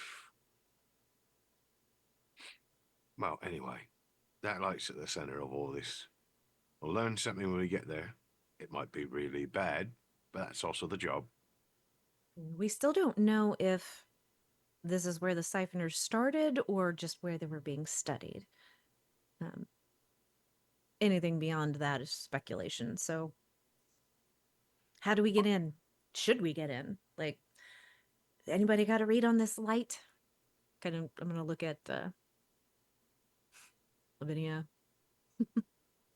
Is this radiant? Is this fire? What is this? Do you know? Any idea? Do I? I mean, Like, you what don't kind just of for sense free. do I get from it? You can make a roll. Yeah. Yeah. Now, what you could potentially do here is like there's the investigative mystery and read about situation moves that are plus sharp. But if you, for example, thought that your magic stat was better, you could say, I want to do magic to find something out, right? Like that's also an option. Could Arlo help, given the information he's already kind of determined? Well, so your read a bad situation, that's what you rolled, right? So if Yeah. you act on the answers, you can get a +1 ongoing. I think that honestly, though, this would probably be you can help out, but you have to do a roll plus cool to do the help out move. Right. And so you feel free to do that, roll plus cool. I've got an idea. It's probably terrible. Okay. That's a 10, Okay. actually. So on a 10, your help grants them a +1 to their roll. And so the idea here is you're just sort of like talking through it together. Yeah. Okay. So, He's kind of studied it for a little while and kind mhm, of can describe some more details of it. yeah. So what were you thinking, Lavinia, as far as your approach here? I would like to investigate it from a magical angle to see if I can determine like Okay. what kind of energy is creating this light. Right.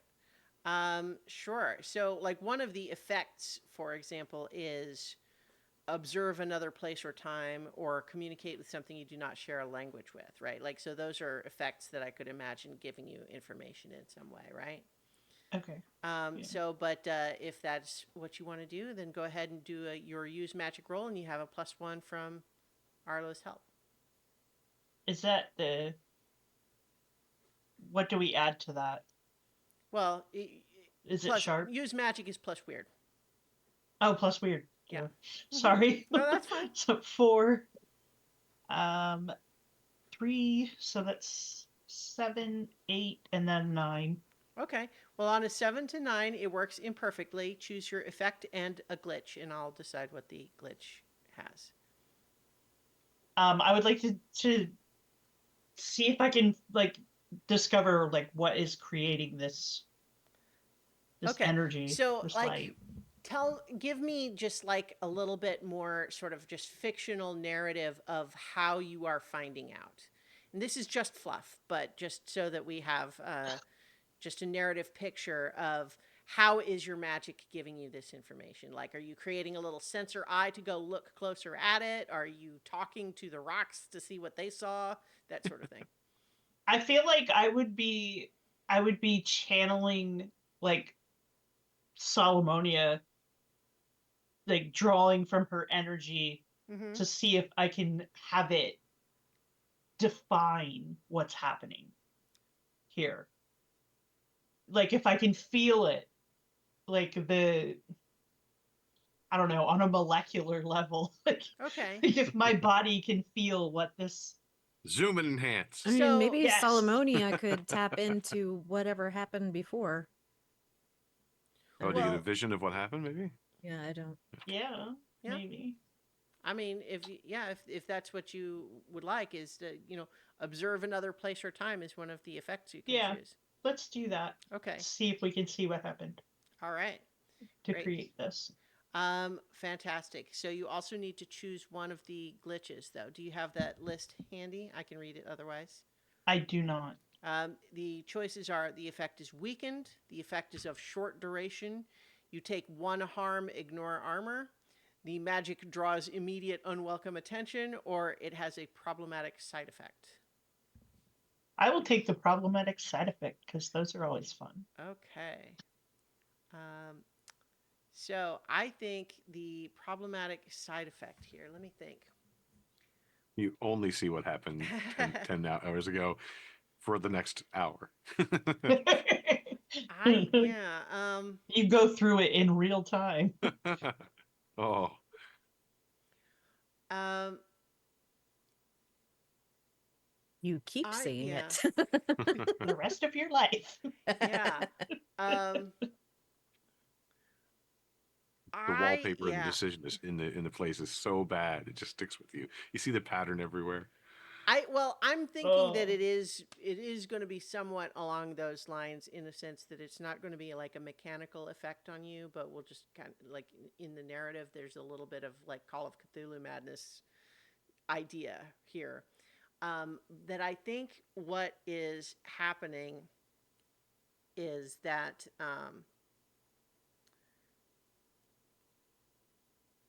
you see that you're now getting a vision of the interior of this laboratory when it was intact. And you see various individuals in robes and sure why not lab coats. And they have like strange, like, they've got these siphoner creatures in sort of like containment tubes. They're clearly doing a lot of magical study on them. And you have just an intuitive awareness that this is all like before the bubble came down. And then as soon as, like there's a lot of that work happening, but then there is a huge tremor. And as the bubble has come down and the entire island is sort of realigning itself, reintegrating with the rest of the material plane, there is the sudden growth of a branch of the Emerit arboris tree that is now present again in this place in a way that it had been sealed away before. And it extends into one of these containment tubes, and you watch as the siphoner reaches up and touches it, and then everything goes white. And that is the vision that you have. And I think that you know what? Actually, I think the problematic side effect right now is literally just that when everything goes white, you are blinded. I'm blind. Everything is white Yeah. for me. At least for now. Right. Yeah. Okay. But it I would will appear that relay yeah, that. yeah. I will relay that. And I have to say, like, as you're describing that, all I could think about is Mass Effect and husks. Like those nasty little Yeah, husks, yeah. like running after you. Mhm. Ugh. So do we know about Emerit arboris? That is a known thing in the world. Oh so- yeah, for sure. Yeah. Okay. For sure. Well, that makes sense. That one would be the Milnarch then. One who can move to other places and feed on them. That's But they- really, really bad. That's so bad. If they have access to the tree. Yeah, there's going to be these buggers everywhere. Yeah, I think all sorts of pieces of the mystery of this that you kind of had wondered about is like this initial sense that like, you know, where are they if there's supposedly so many? Like, where are they coming from? Are they hiding out somewhere? But also, I think there had been sort of just a tacit assumption that they would be stuck on the island. Right. So we've Were got a we choice. given a way to communicate back was with wondering. our? I think that would be perhaps a magic roll of some kind. Yeah, because I feel like that's something they need to know pronto before we die. Yeah. Yep. So I want to do that. Okay. I want to yeah. So I think that it is let's make it a relatively straightforward use magic roll here, where the idea is to try to communicate out that the Emerit arboris might have parasites. Right. And I'm also Mhm. going to use pay it backward. Okay. Um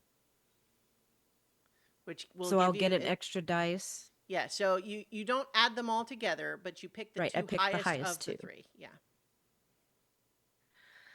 All right. I've got a 4 and a 5 and a 2. So Okay. Nice. 9 plus 2 is 11. Okay. Great. So the effect you were looking for here probably is I mean, communicate basically is the idea, right? Mm-hmm. Yeah. Um, I'm trying to decide exactly what to do here, partly just because established in the fiction is that that they lost contact, right? And so I'm soliciting from the players here. How do we not negate the success move here and Maybe it still goes to a specific contact okay? that hasn't had a Uh, chance to relay the message yet. It's also possible this close to this magical effect that gets distorted somehow. Hmm. It gets a staticky connection. Yeah, I was definitely planning to lean that way if the spell didn't go, or if like the move didn't fail, Yeah. but or didn't succeed. I think. Uh, you know what? I think that I'm trying to just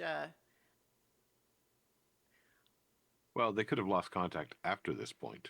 yeah, yeah. We could die very quickly. Mm-hmm. Oh, I I've well, already planned on being dead because I can't see. I like so I think because I'm trying to have be true here is that you get the so here's a question. who do you think it would have been that you would have been trying to reach? Like, do we imagine that it was maybe Nelson Devereaux that sent you Yeah, out? Okay. that Yeah. was like my first thought, that it Yeah, was mine like the too. friend of the Okay. emperor. Hmm. And so I'm just trying to envision, you know what? Maybe we can imagine He's holding on to the that information. he would not have brought that part up to the pocket protectors because they're already on a different part of the mission and he didn't want to distract them. That does track. Hmm. I mean, you're on the Compartmentalization, right? you're on the assemble the machine part of the whole thing here, right? You know, like that's job one. They're trying to handle it.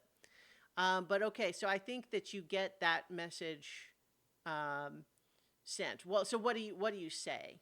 You don't have to literally limit yourself to 25 words, but what's the gist? I mean, the gist of it would be uh the siphoners a are have a connection? No. Have access to Emerald Arboris, and it's possible are they're ready to or have already started making their way to other locations.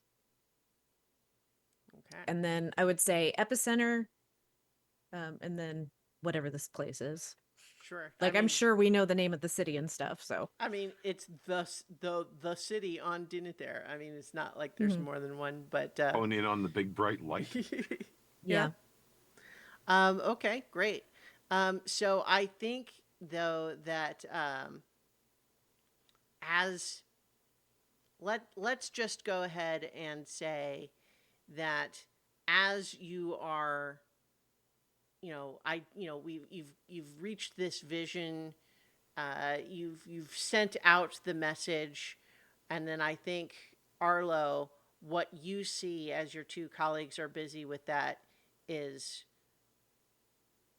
the three of you have been surrounded.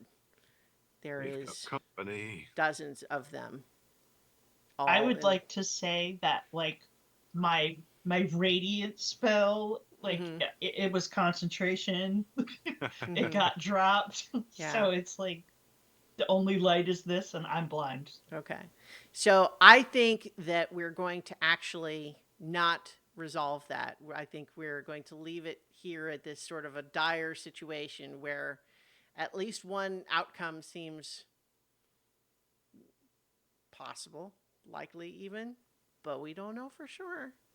But you got a message off, and hopefully that piece of information will be relayed to someone who will be able to do more with it than so this is um, I, I'm very sorry to tell you all that you might be the many Bothans.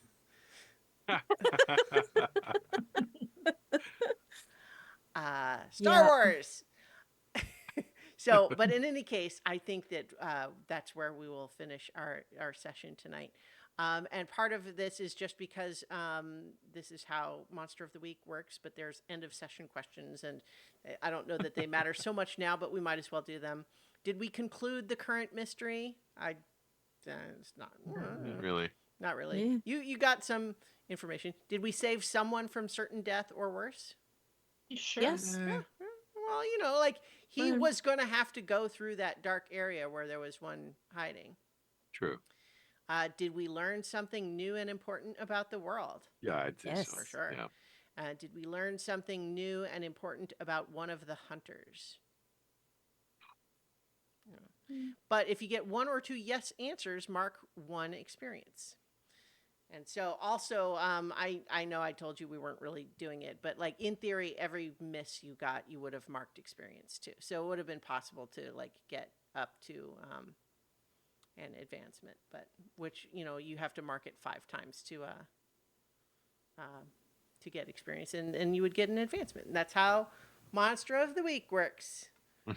The simplified version anyway. So. If people enjoyed that, you can check out Monster of the Week, and then hopefully, if we can get all of our pocket protectors back, we'll find out what happened with Carolina's Wish spell. When we return for more adventure on so many levels. So many Oh, levels. So many. many levels.